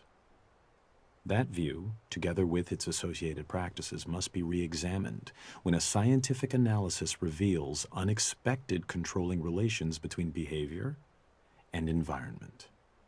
By questioning the control exercised by autonomous man and demonstrating the control exercised by the environment, a science of behavior also seems to question dignity or worth. A person is responsible for his behavior, not only in the sense that he may be justly blamed or punished when he behaves badly, but also in the sense that he is to be given credit and admired for his achievements.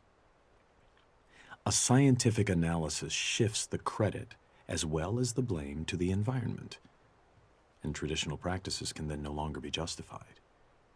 These are sweeping changes, and those who are committed to traditional theories and practices naturally resist them. As the emphasis shifts to the environment, the individual seems to be exposed to a new kind of danger. Who is to construct the controlling environment, and to what end? Autonomous man presumably controls himself in accordance with a built-in set of values. He works for what he finds good. But what will the putative controller find good? And will it be good for those he controls? Answers to questions of this sort are said, of course, to call for value judgments. B.F. Skinner, 1971.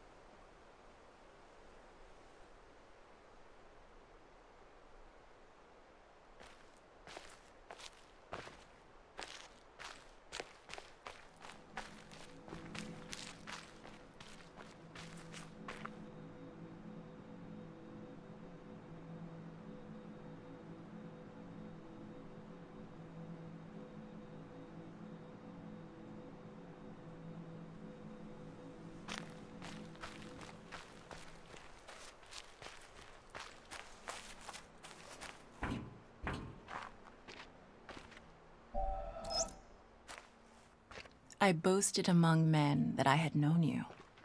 They see your pictures in all works of mine. They come and ask me, who is he? I know not how to answer them. I say, indeed, I cannot tell. They blame me, and they go away in scorn. And you sit there, smiling. I put my tales of you into lasting songs. The secret gushes out from my heart. They come and ask me, tell me all your meanings. I know not how to answer them. I say, who knows what they mean? They smile and go away in utter scorn. And you sit there smiling. Rabindranath Tagore, 1910.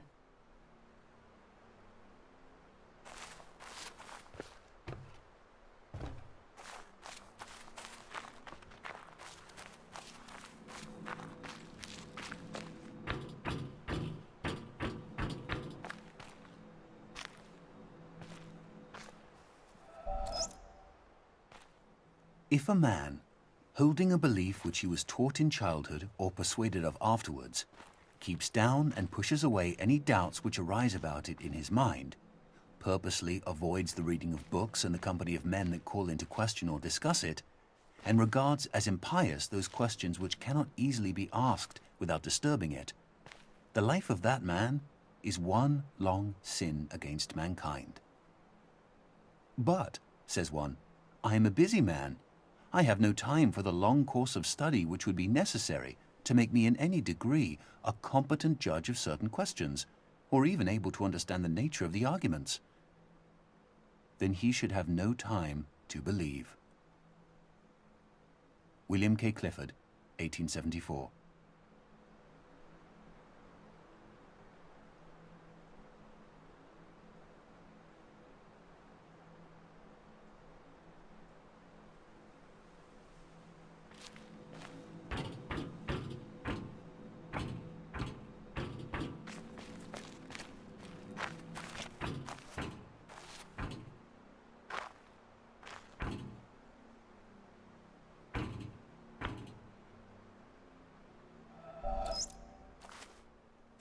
our hangnails are incredibly real to us.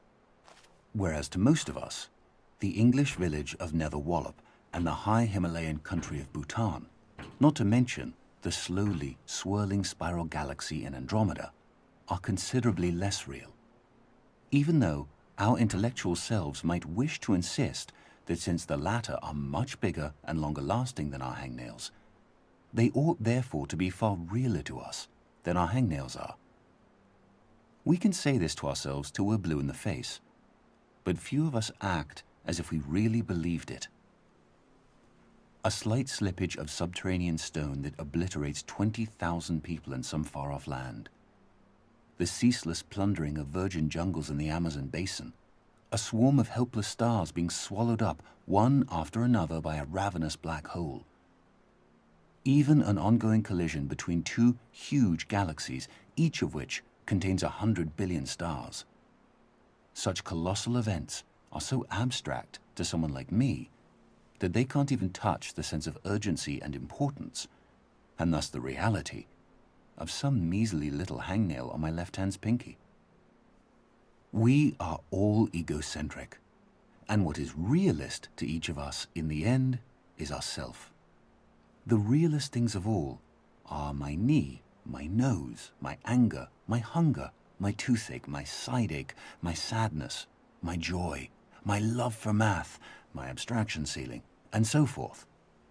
What all these things have in common, what binds them together, is the concept of my, which comes out of the concept of I or me, and therefore, although it is less concrete than a nose or even a toothache, this I thing is what ultimately seems to each of us to constitute the most solid rock of undeniability of all. Could it possibly be an illusion? Or if not a total illusion, could it possibly be less real and less solid than we think it is?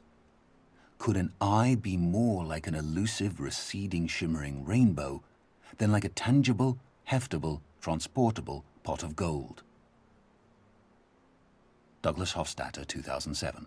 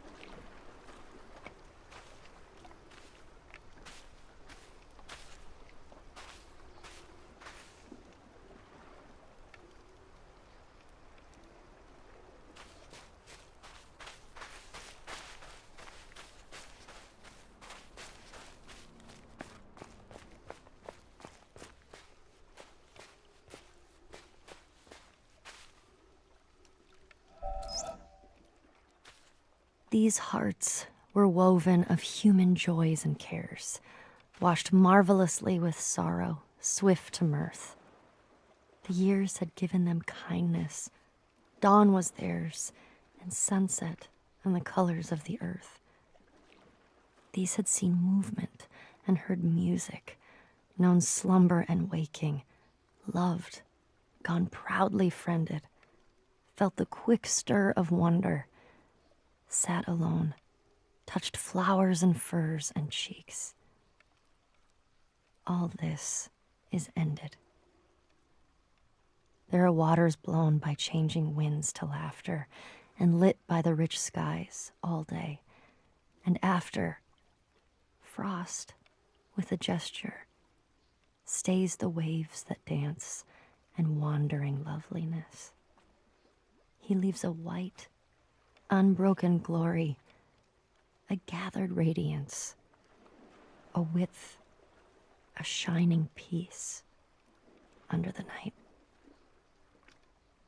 Rupert Brooke, 1914.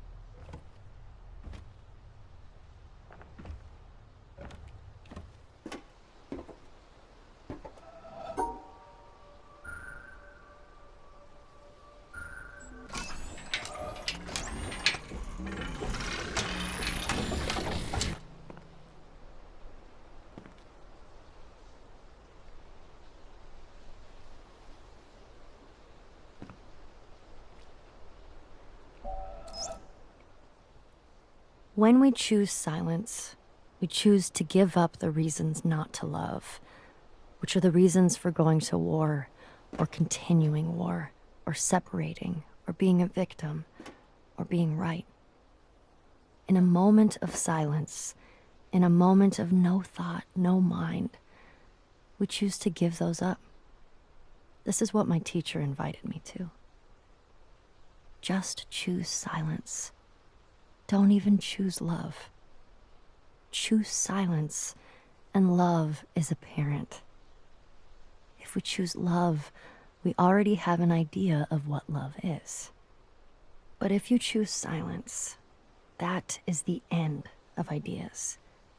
You are willing to have no idea, to see what is present when there is no idea, past, present, future. No idea of love, no idea of truth, no idea of you, no idea of me. Love is apparent. Gangaji, 2009.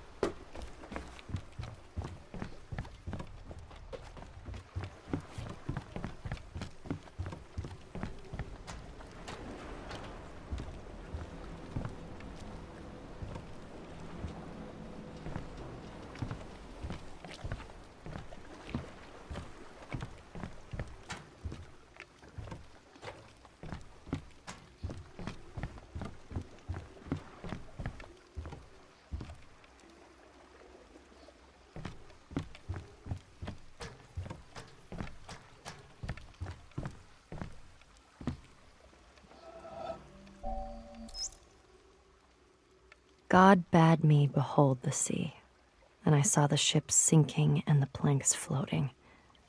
Then the planks too were submerged. And God said to me, "Those who voyage are not saved." And he said to me, "Those who, instead of voyaging, cast themselves into the sea, take a risk." And he said to me, "Those who voyage and take no risk shall perish." And he said to me, "In taking the risk, there is a part of salvation." And the wave came and lifted those beneath it and overran the shore.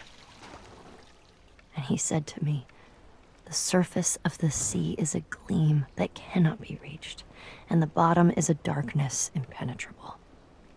And between the two are great fishes, which are to be feared."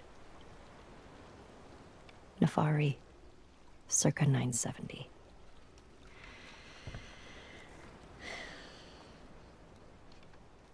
What?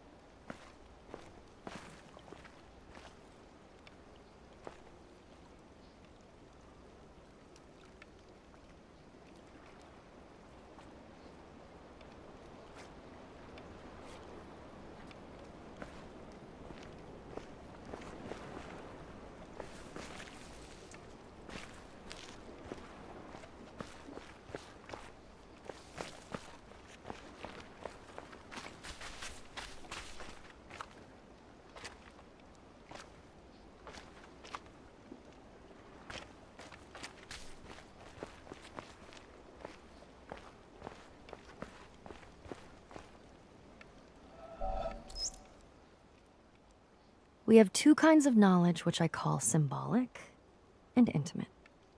I do not know whether it would be correct to say that reasoning is only applicable to symbolic knowledge, but the more customary forms of reasoning have been developed for symbolic knowledge only.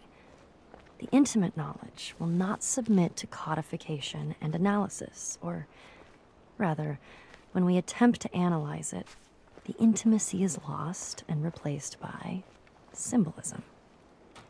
For an illustration, let us consider humor.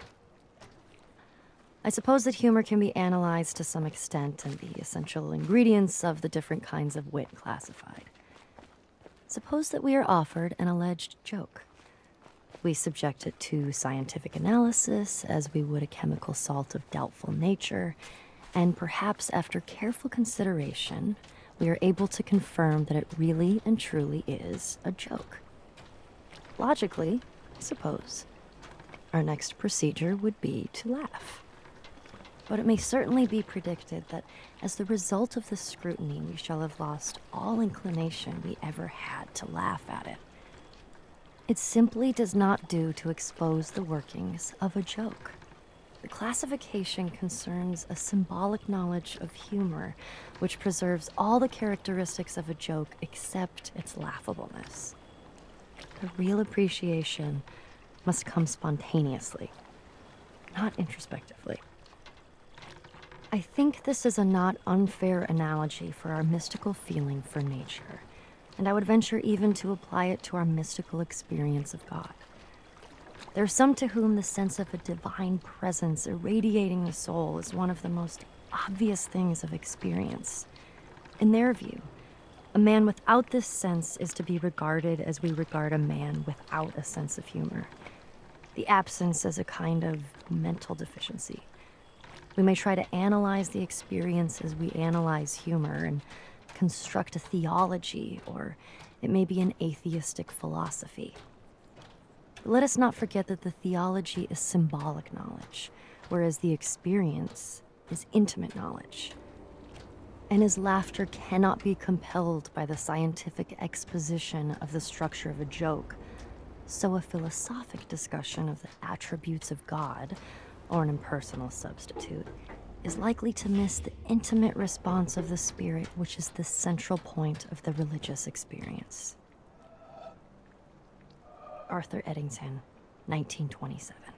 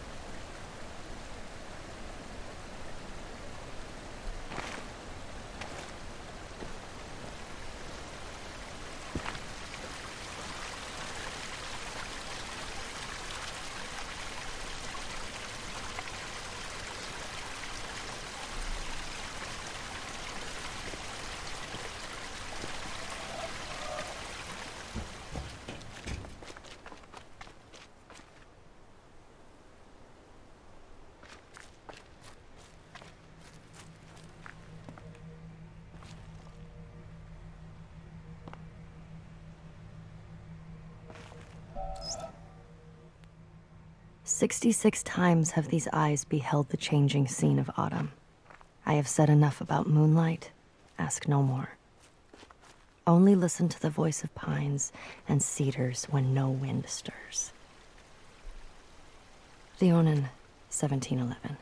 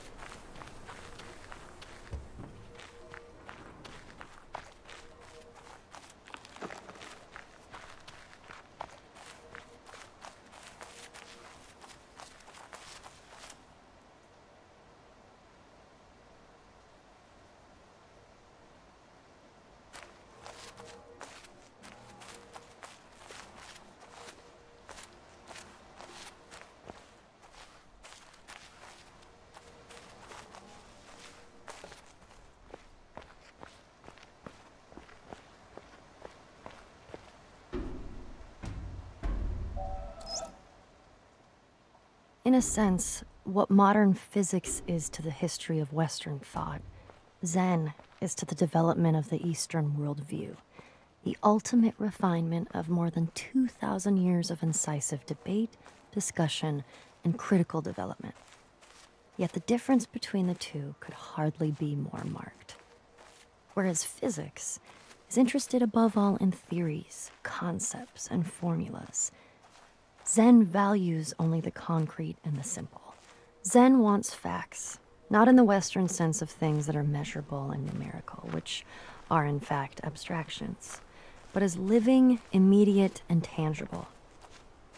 Its approach to understanding is not to theorize, because it recognizes that previously accumulated ideas and knowledge, in other words, memories of all kinds, block the direct perception of reality. Therefore, Zen adopts an unusual approach. Its buildup involves language, which is unavoidable. Any method, even if it turns out to be an anti-method, has first to convey some background in order to be effective. But the way Zen uses language is always to point beyond language, beyond concepts to the concrete. David Darling, 1996.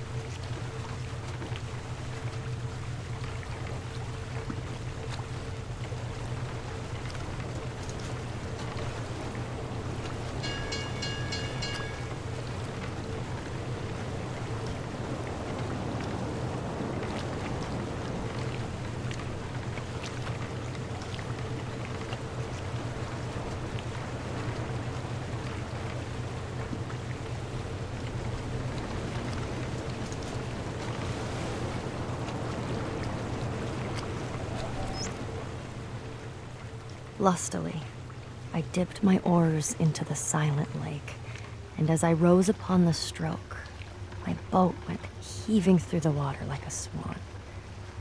When, from behind that craggy steep, till then the horizon's bound, a huge peak, black and huge, as if with voluntary power instinct, upreared its head. I struck and struck again, and growing still in stature, the grim shape towered up between me and the stars. But after I had seen that spectacle, for many days my brain worked with a dim and undetermined sense of unknown modes of being. O'er my thoughts, there hung a darkness. Call it solitude or blank desertion. William Wordsworth, 1888.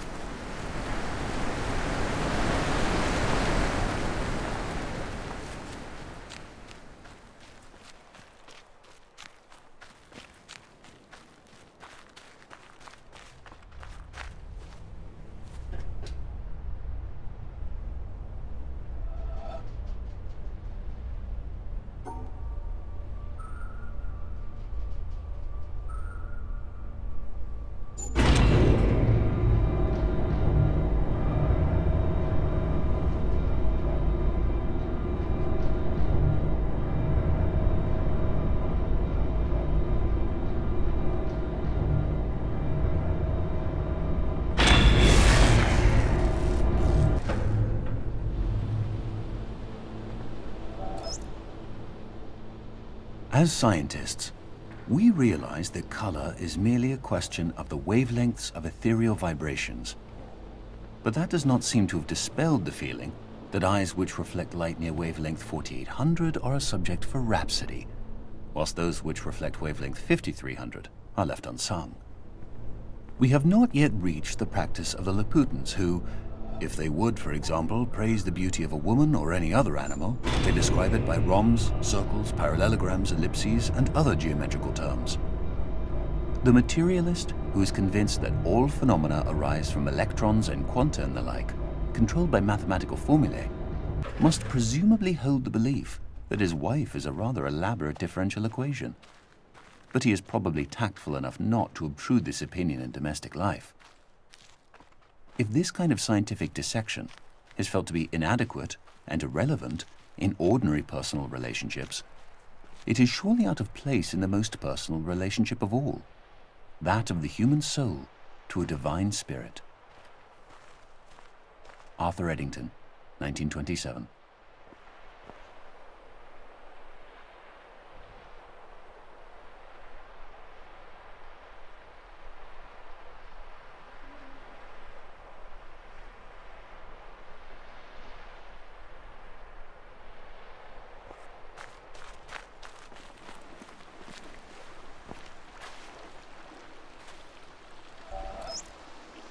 One day I happened to be occupied with the subject of generation of waves by wind.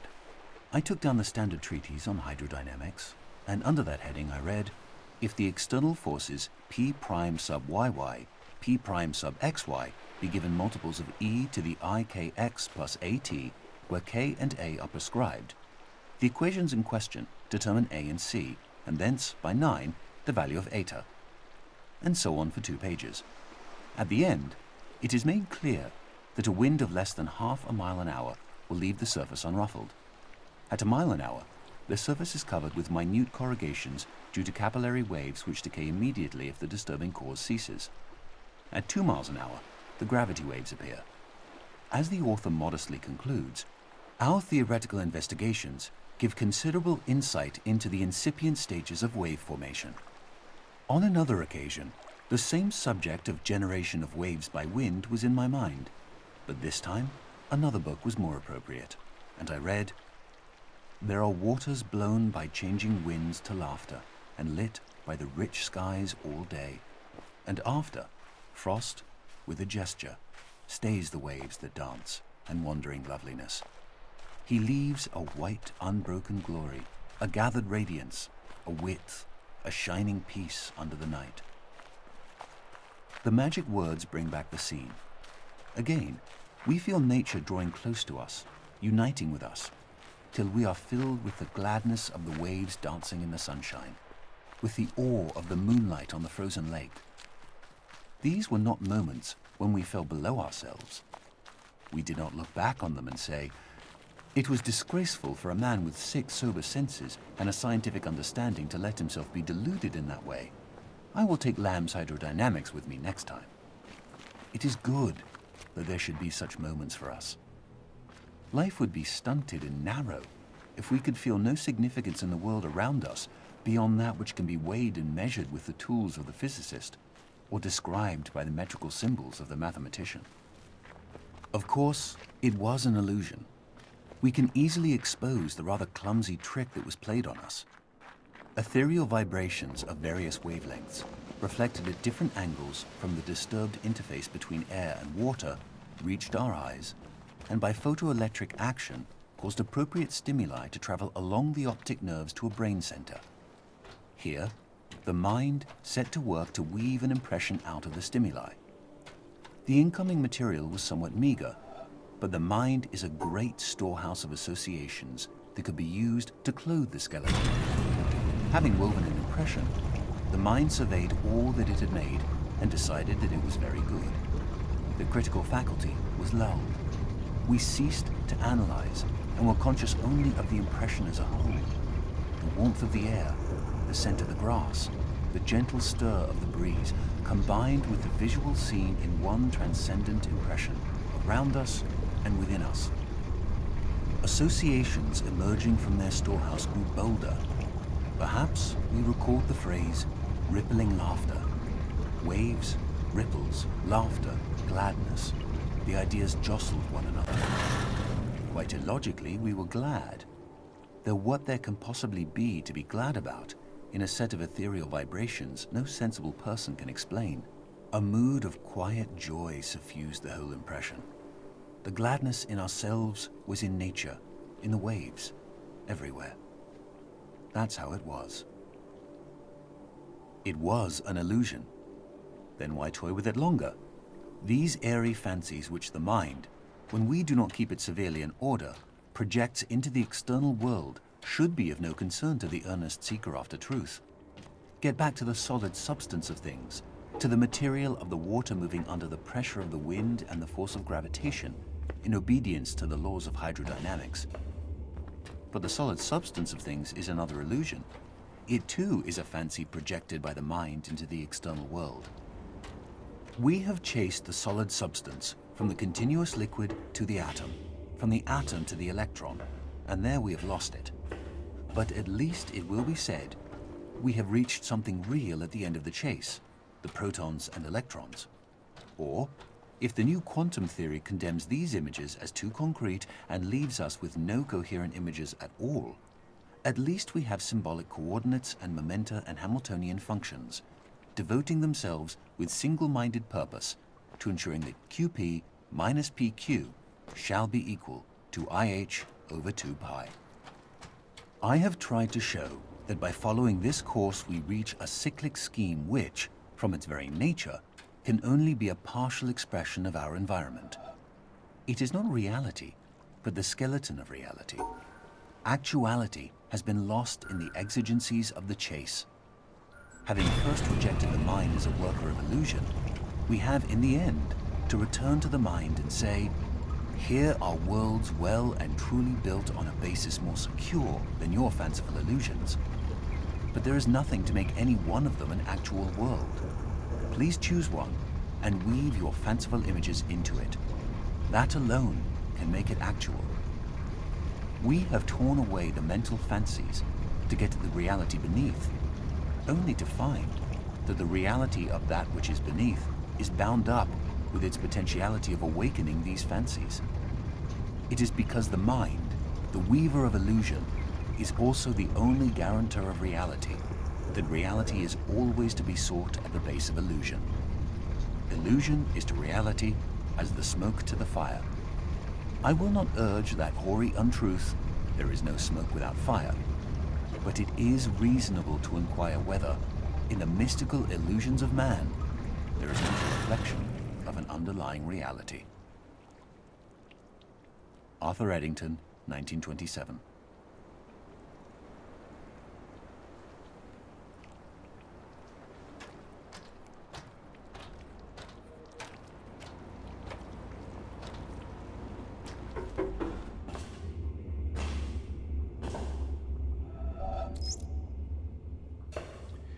A poet once said, "The whole universe is in a glass of wine."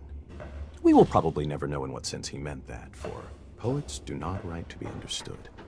But it is true that if we look at a glass of wine closely enough, we see the entire universe.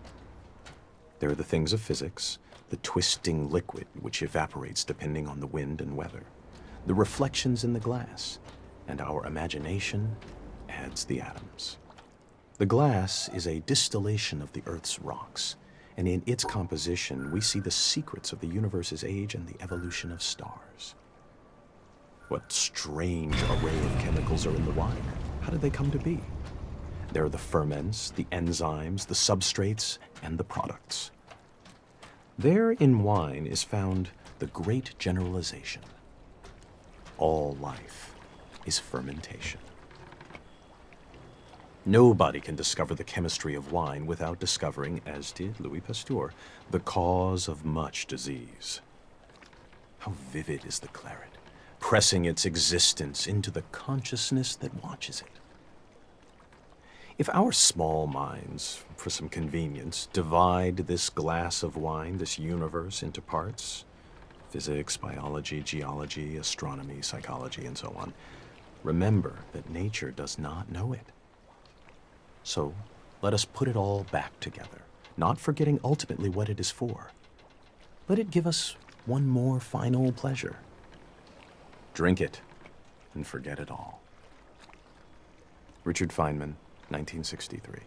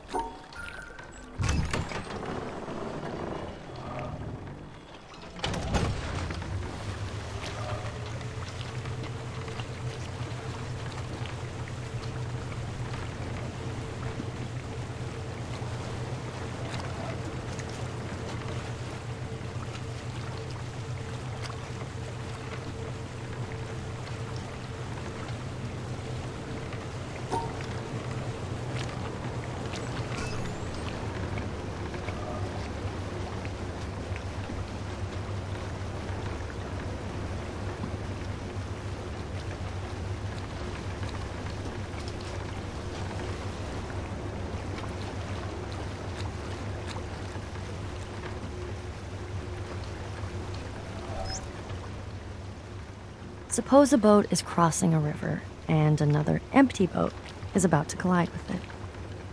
Even an irritable man would not lose his temper.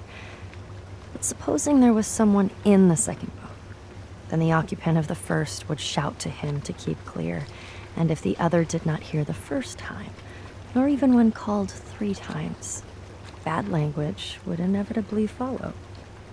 In the first case, there was no anger. In the second, there was. Because in the first case, the boat was empty, and in the second, it was occupied. And so it is with man. If he could only roam empty through life, who would be able to injure him? Zhuangzi, 4th century BC.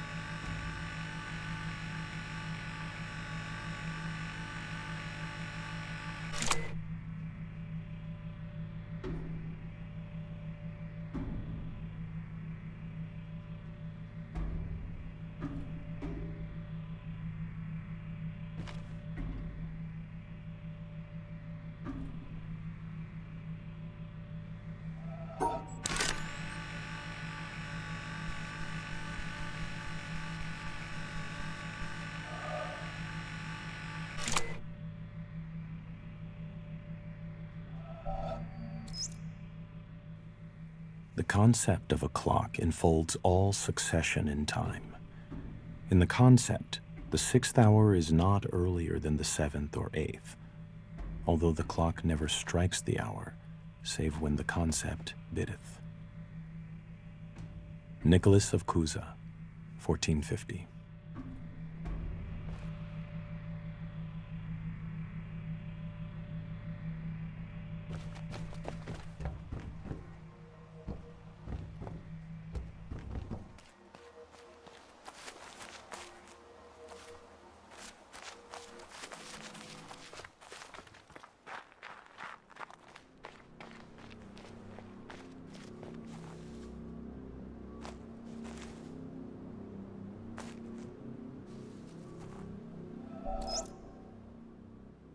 Your question is the most difficult in the world. It is not a question I can answer simply with yes or no. I am not an atheist. I do not know if I can define myself as a pantheist. The problem involved is too vast for our limited minds. May I not reply with a parable? The human mind, no matter how highly trained, cannot grasp the universe. We are in the position of a little child entering a huge library filled with books in many languages. The child knows someone must have written those books. It does not know how. It does not understand the languages in which they are written. The child dimly suspects a mysterious order in the arrangement of the books, but doesn't know what that is. That, it seems to me, is the attitude of the most intelligent human toward God. Albert Einstein, 1930.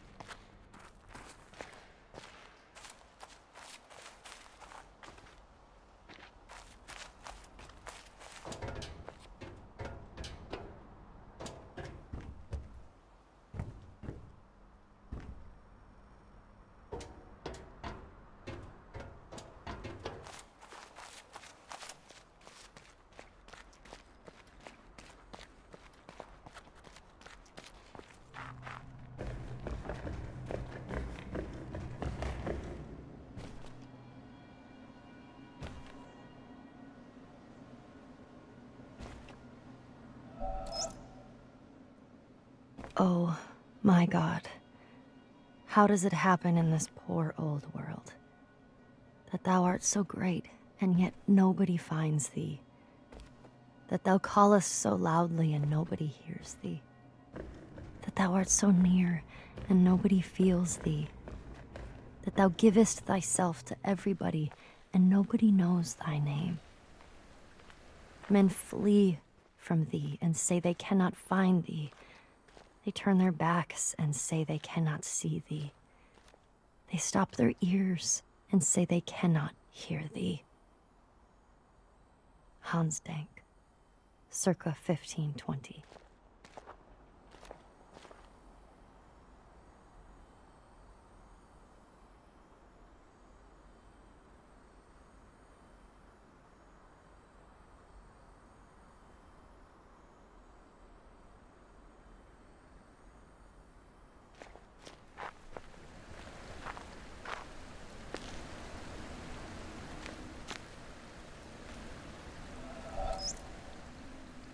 It is a great adventure to contemplate the universe beyond man, to contemplate what it would be like without man, as it was in a great part of its long history and as it is in a great majority of places. When this objective view is finally attained, and the mystery and majesty of matter are fully appreciated, to then turn the objective eye back on man, viewed as matter, to view life as part of this universal mystery of the greatest depth, is to sense an experience which is very rare and very exciting. It usually ends in laughter and a delight in the futility of trying to understand what this atom in the universe is, this thing, atoms with curiosity, that looks at itself and wonders why it wonders. Well, these scientific views end in awe and mystery, lost at the edge in uncertainty, but they appear to be so deep and so impressive that the theory that it is all arranged as a stage for God to watch man struggle for good and evil seems inadequate. Some will tell me that I have just described a religious experience. Very well, you may call it what you will. Then, in that language, I would say that the young man's religious experience is of such a kind that he finds the religion of his church inadequate to describe, to encompass that kind of experience. The God of the church isn't big enough. Richard Feynman, 1963.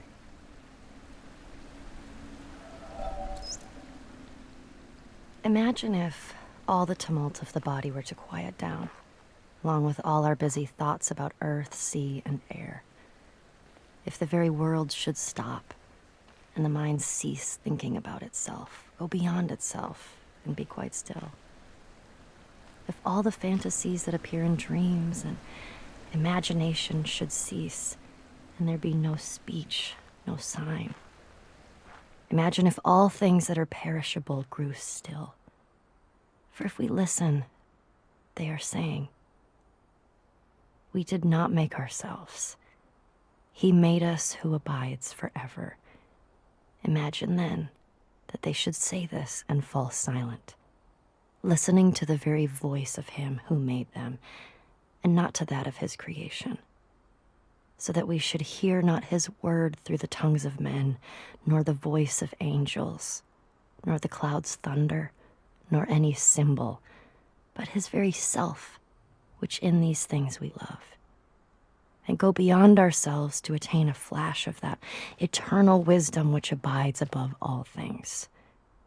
And imagine if that moment were to go on and on, leaving behind all other sights and sounds but this one vision, which ravishes and absorbs and fixes the beholder in joy, so that the rest of eternal life were like that moment of illumination which leaves us breathless. Would this not be what is bidden in Scripture? Enter thou into the joy of thy Lord. Augustine of Hippo, circa 400.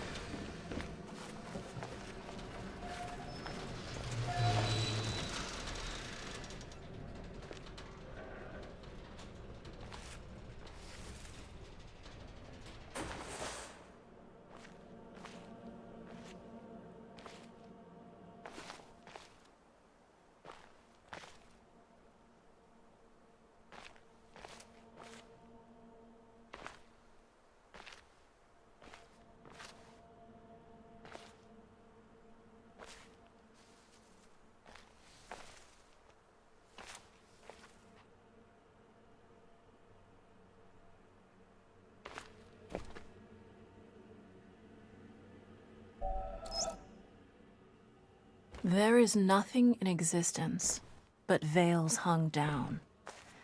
Acts of perception attach themselves only to veils, which leave traces in the owner of the eye that perceives them. Bin Arabi 1231.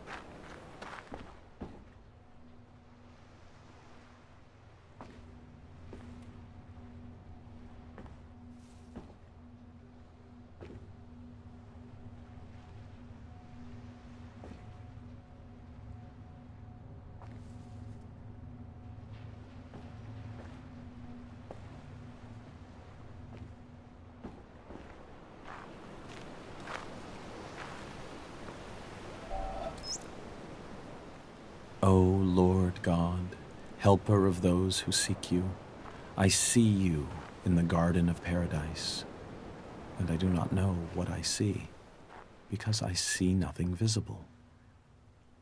I know this alone, that I know that I do not know what I see, and that I can never know. I do not know how to name you, because I do not know what you are. Should anyone tell me that you are named by this or that name, by the fact that one gives a name, I know that it is not your name. For the wall beyond which I see you is the limit of every mode of signification by names. Should anyone express any concept by which you could be conceived, I know that this concept is not a concept of you, for every concept finds its boundary at the wall of paradise. Should anyone express any likeness and say that you ought to be conceived according to it, I know in the same way that this is not a likeness of you. So too, if anyone, wishing to furnish the means by which you might be understood, should set forth an understanding of you, one is still far removed from you.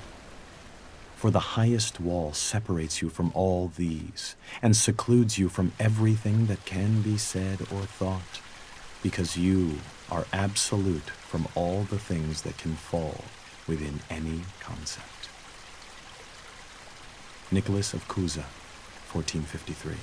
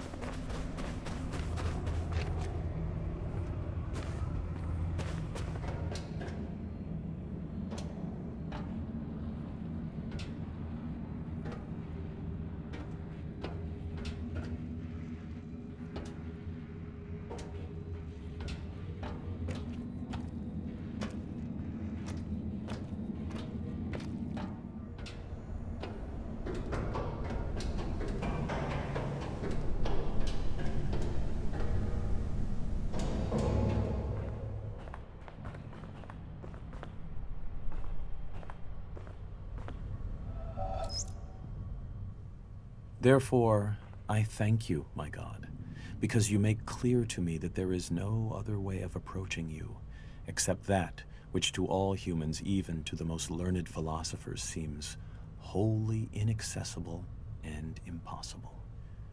For you have shown me that you cannot be seen elsewhere than where impossibility confronts and obstructs me.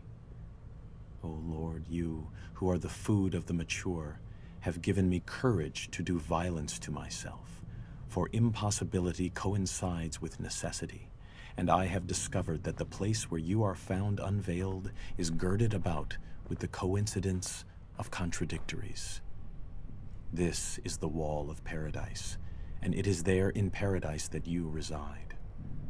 The wall's gate is guarded by the highest spirit of reason, and unless it is overpowered, the way in will not lie open. Thus, it is on the other side of the coincidence of contradictories that you will be able to be seen, and nowhere on this side. If, therefore, impossibility is necessity in your sight, O Lord, there is nothing which your sight does not see. Nicholas of Cusa, 1453.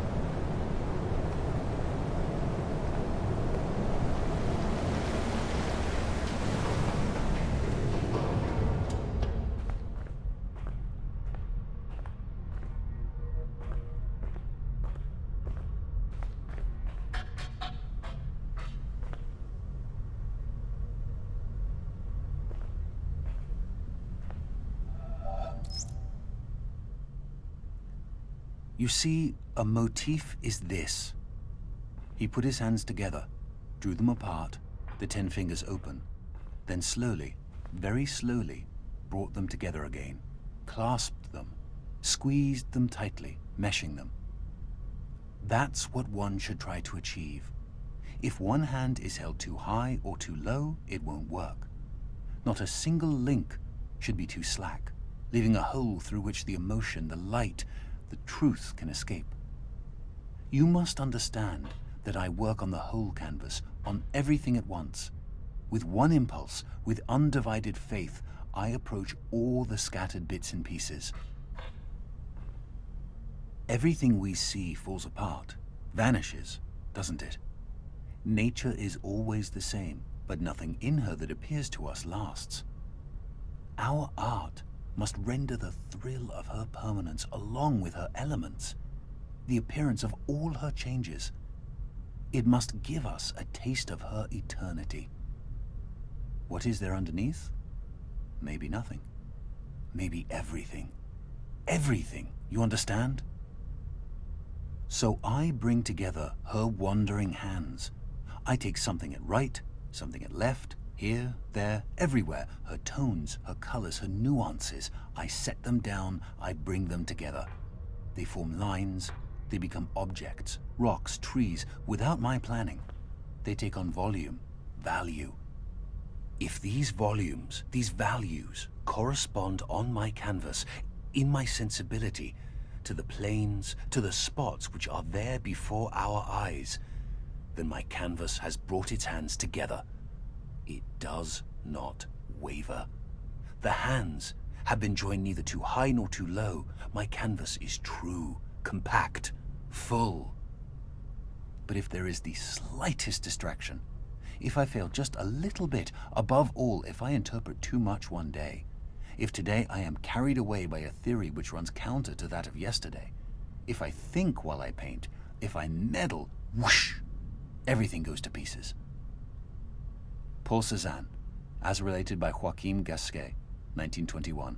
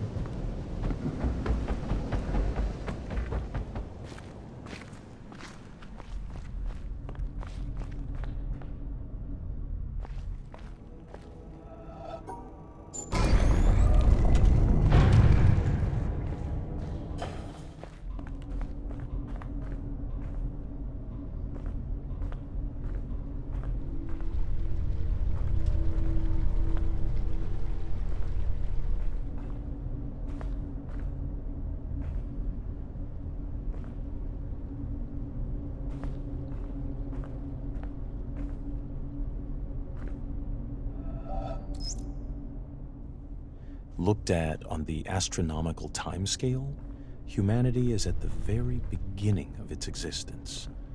A newborn babe, with all the unexplored potentialities of babyhood.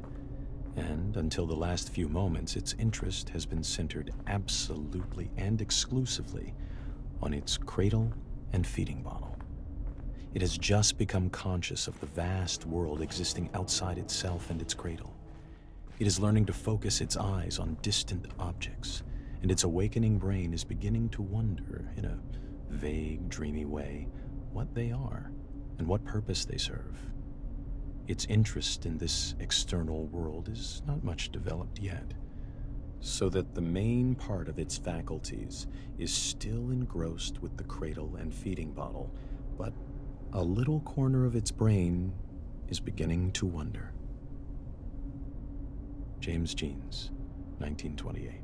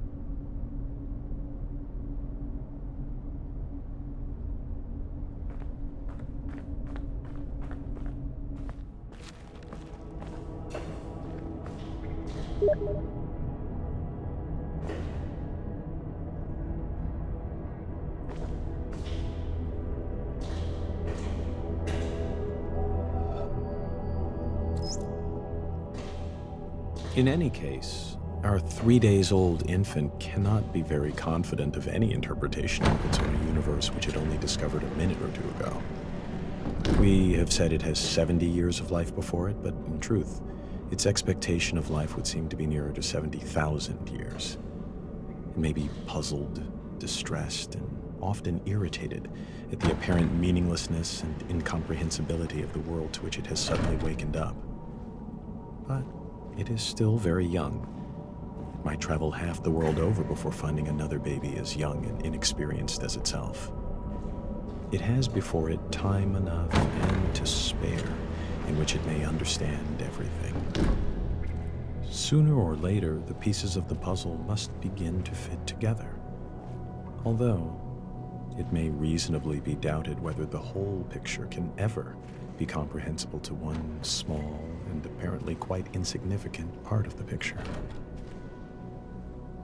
James Jeans, 1928.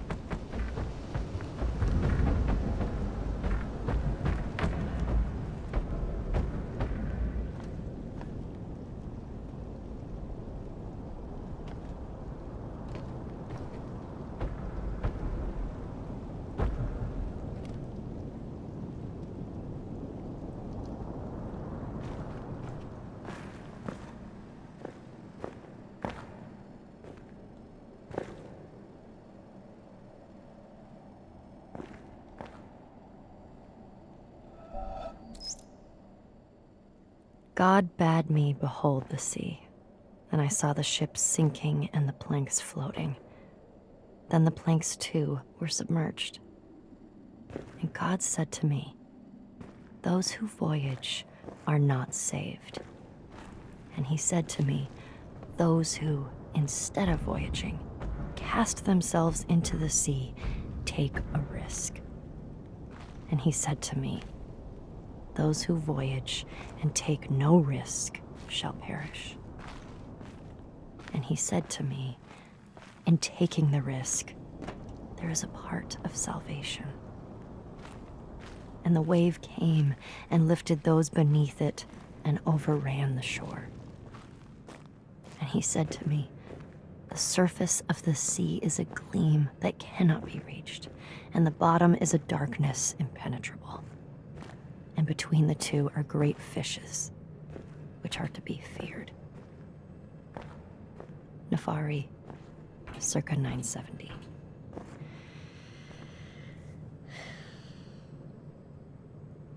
What? I'm going to the store. Do you want a sandwich or something? You've been standing there for like an hour. I didn't want to interrupt. And I don't like sandwiches. Have you ever seen me with a sandwich? Why would you think I want a sandwich? Sorry. No, I need some sleep. It's okay. We're all working hard. I just want to read it right. We're going to be hearing this a lot of times. Every little thing matters because it gets so multiplied. It's good. It's already good. Thanks. Yeah. But we've kind of picked high goalposts. Every little bit matters. Oh, can you get me a coffee?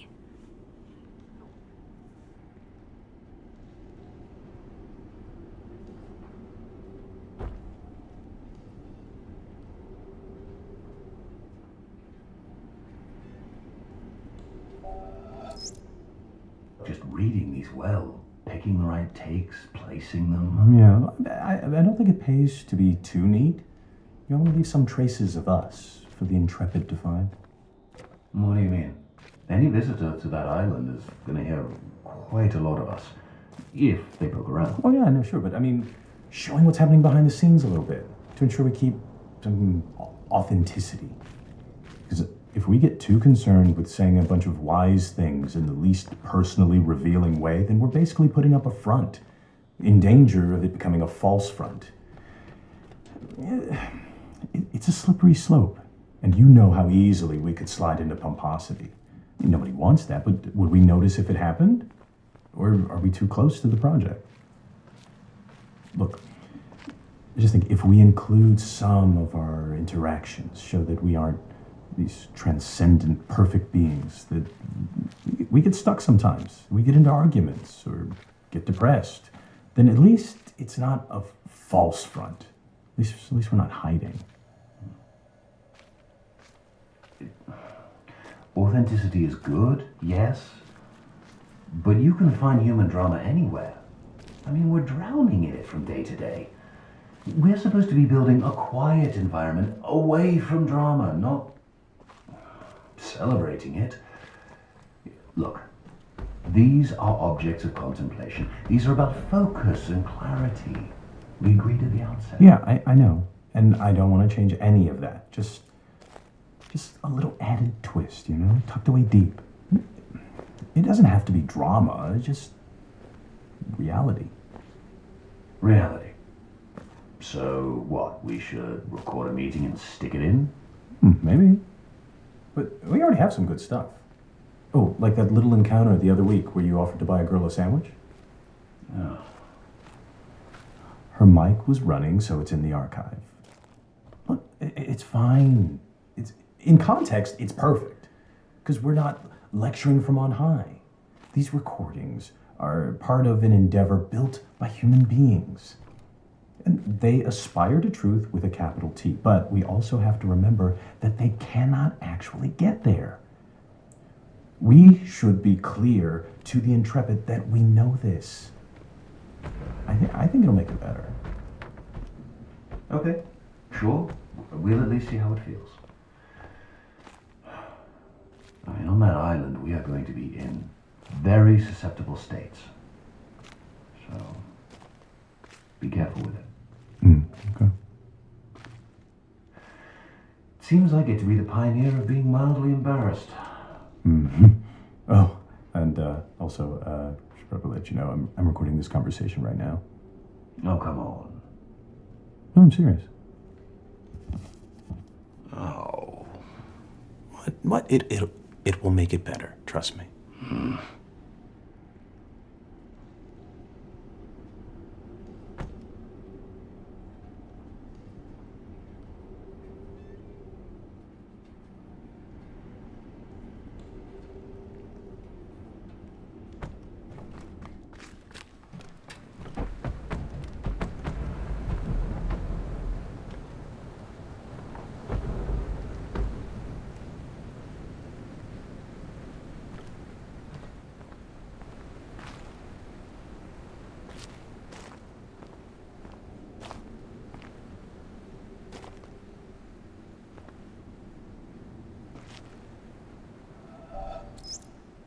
It's just the new teapot beeping. It boils fast, but that beep bothers me.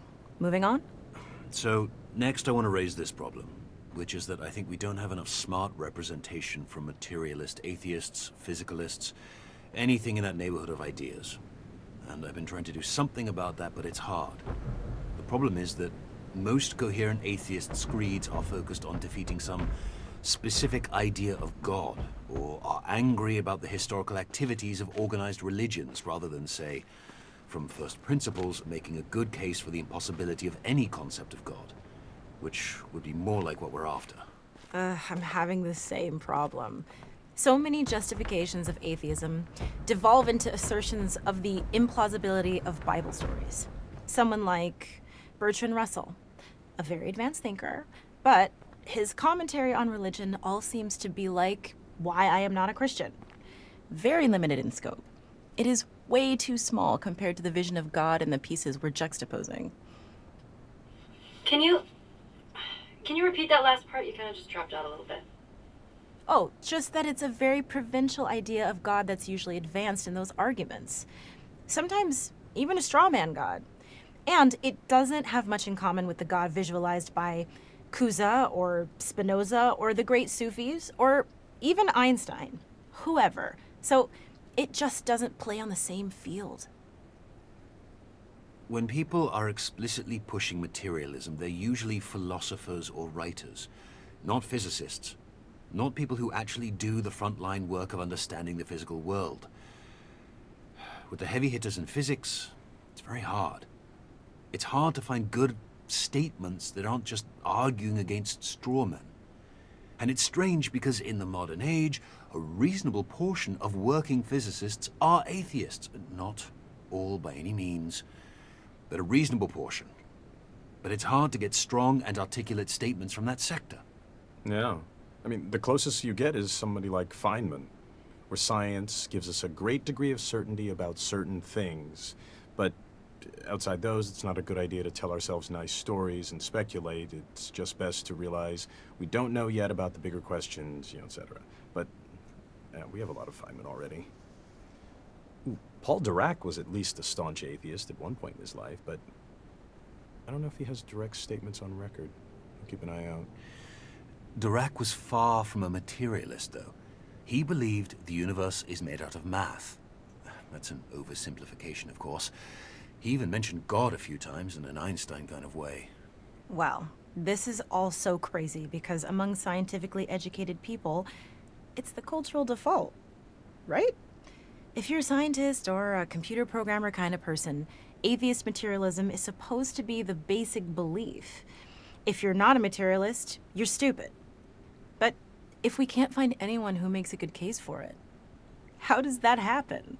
Well, it's easy to be convinced of the absurdity of stories in common Christianity, Judaism, whatever. So if that's your picture of spiritual beliefs and you have an aversion to digging too hard into your own worldview, which most of us do, then there you go. Anything that seems religious is goofy Bible stories, and materialism is anti-religious. And it's the general impression that smart people are materialists, and, hey, I want to be smart, so case closed. Also, there are all these so-called spiritual people who believe basically anything and try to convince everyone.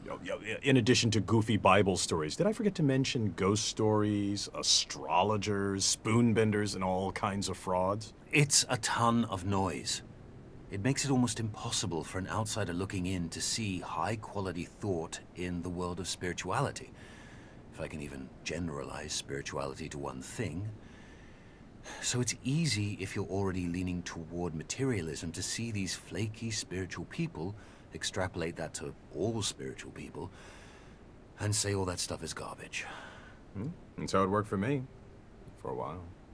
Okay, but despite all this, there's a large contingent of present-day real scientists who believe in some form of atheist materialism and whose beliefs have been carefully considered.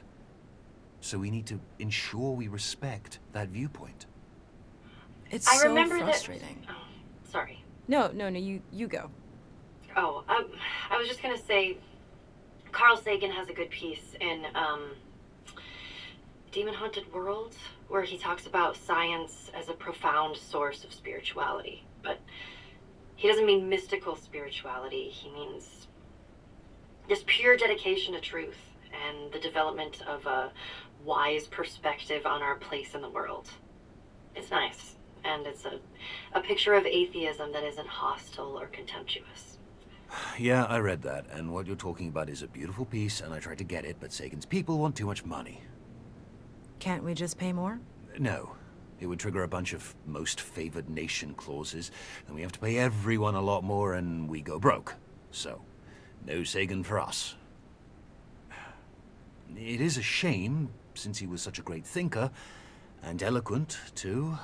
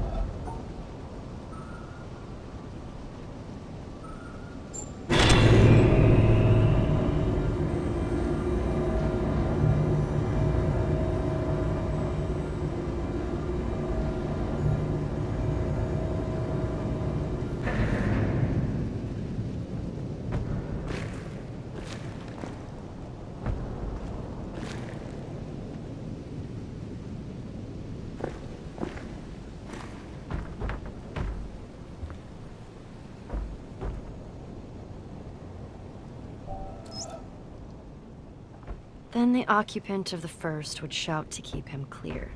And if the other did not hear it the first time, nor even when called 3 times, bad language would inevitably follow. In the first case, there was no anger, and in the second, there was. Because in the first case, the boat was empty, and in the second, it was occupied. And so it is with man. If he could only roam empty through life, who would be able to injure him? Shuangsu, 4th century BC. So, how did it go? I don't know. I don't remember. Wait, what? No, it's not. It's normal for me. I never remember my dreams. If I try right when I wake up, I can just barely remember fragments. And later in the day, even 20 minutes later, those fragments are gone. And once I write them down, and if I read them later, it's like these are ramblings of a crazy person. Yeah, but then how do you know there aren't any side effects? I mean, do you remember everything else about your life? It's fine. We're just doing suppression, not lobotomies. I mean, everything is still there. In dreams, we often take on personalities that are a little bit different. We forget details of our waking life, and we remember fictions in their place. Does that happen? No? We're just using the same pathways. It's fine. How should I know if something's missing? If you forget a few random little things, how would you remember that you forgot? Nothing big is missing. I don't think. Wait, how are you again? Oh, God. Why did we let you go first? First hasn't happened yet. I was just dipping my toes into the pool. Real first happens when someone dives right in and gets to decide for themselves when to come out. Who's that gonna be? You? I long for the days when we weren't sure we'd be doing anything this scary. It'll be fine. It's not scary. It'll be fun. So fun you don't even remember? Okay, no. Shoo. I want to re-record this one before I go home.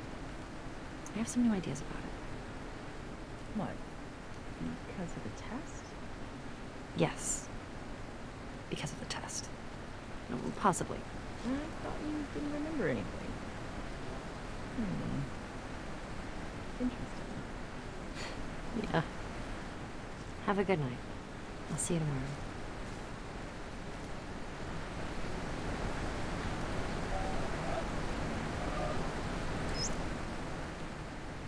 If we were not able or did not desire to look in any new direction, if we did not have a doubt or recognize ignorance, we would not get any new ideas. There would be nothing worth checking because we would know what is true. So what we call scientific knowledge today is a body of statements of varying degrees of certainty. Some of them are most unsure, some of them are nearly sure, but none is absolutely certain. Scientists are used to this. We know that it is consistent to be able to live and not know. Some people say, how can you live without knowing? I do not know what they mean. I always live without knowing. That is easy. How you get to know is what I want to know. This freedom to doubt is an important matter in the sciences, and I believe in other fields. It was born of a struggle. It was a struggle to be permitted to doubt, to be unsure. And I do not want us to forget the importance of the struggle, and by default, to let the thing fall away.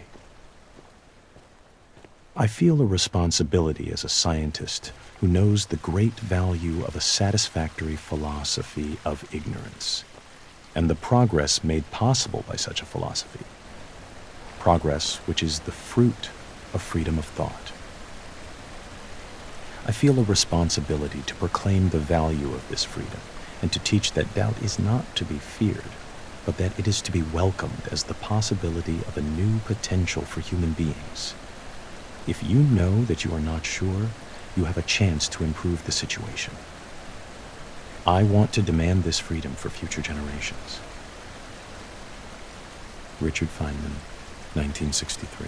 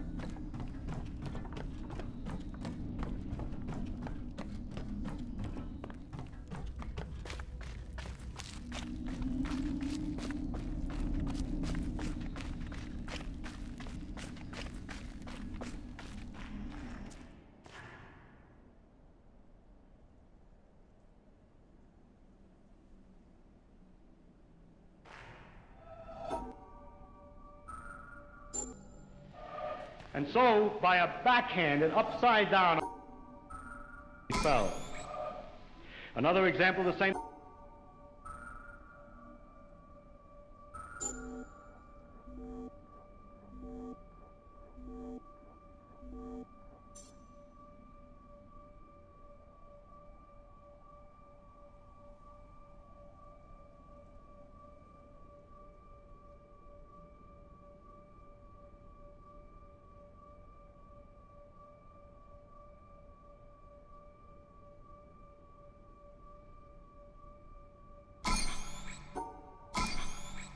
by being lost in the mysterious universe without having any purpose, which is the way it really is, as far as I can tell, possibly. It doesn't frighten me.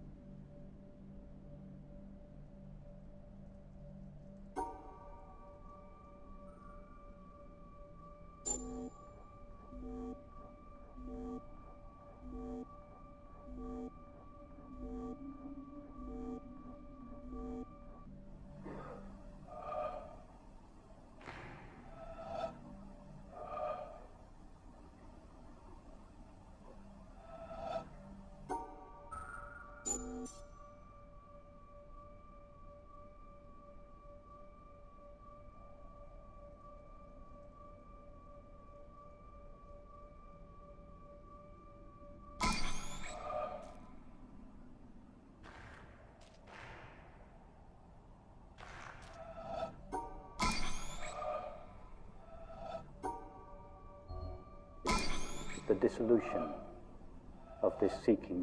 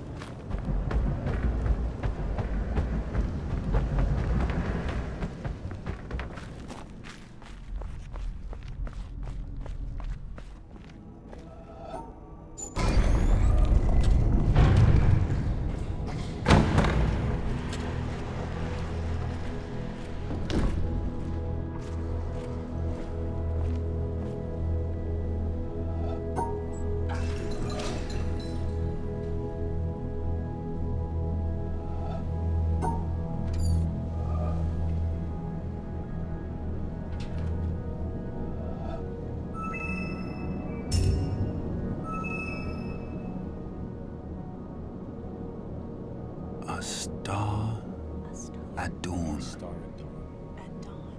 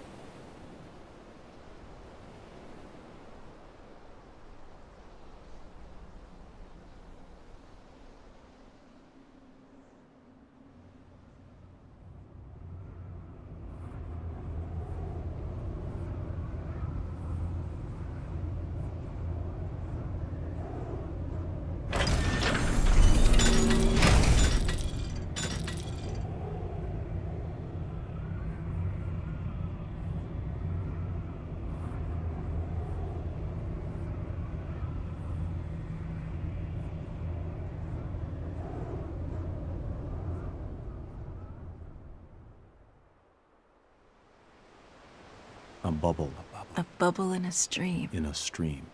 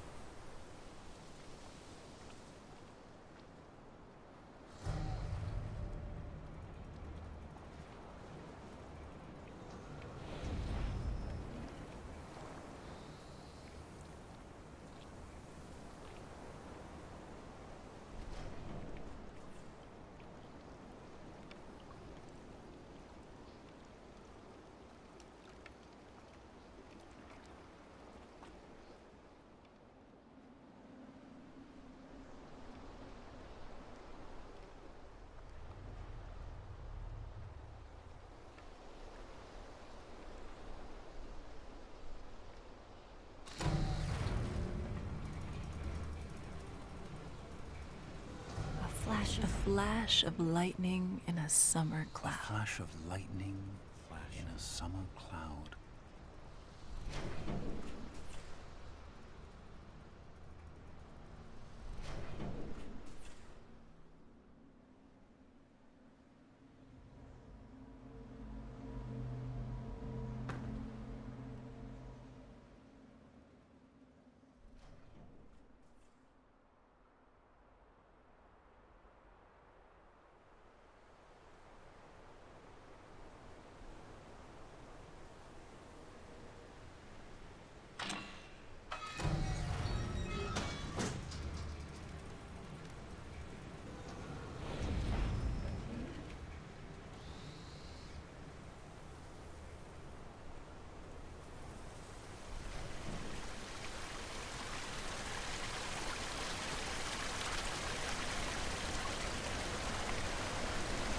A flickering lamp. A flickering lamp. Flickering lamp.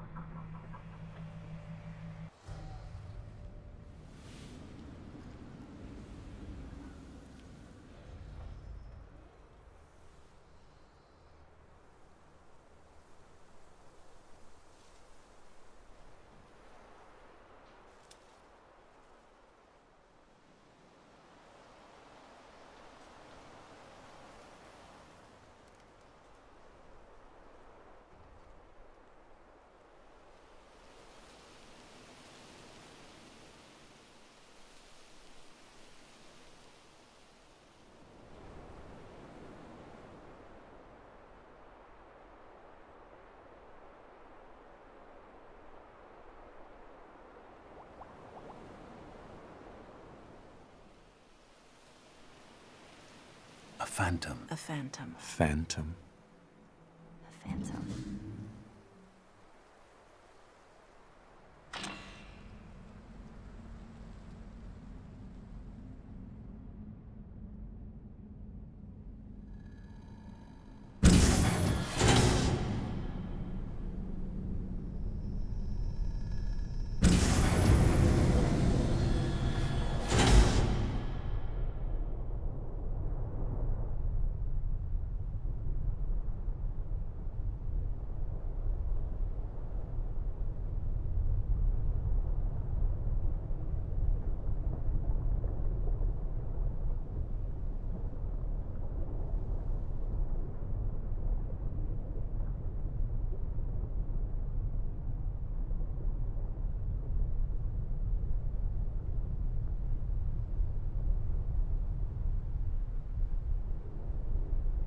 And a dream. And a dream. And a dream.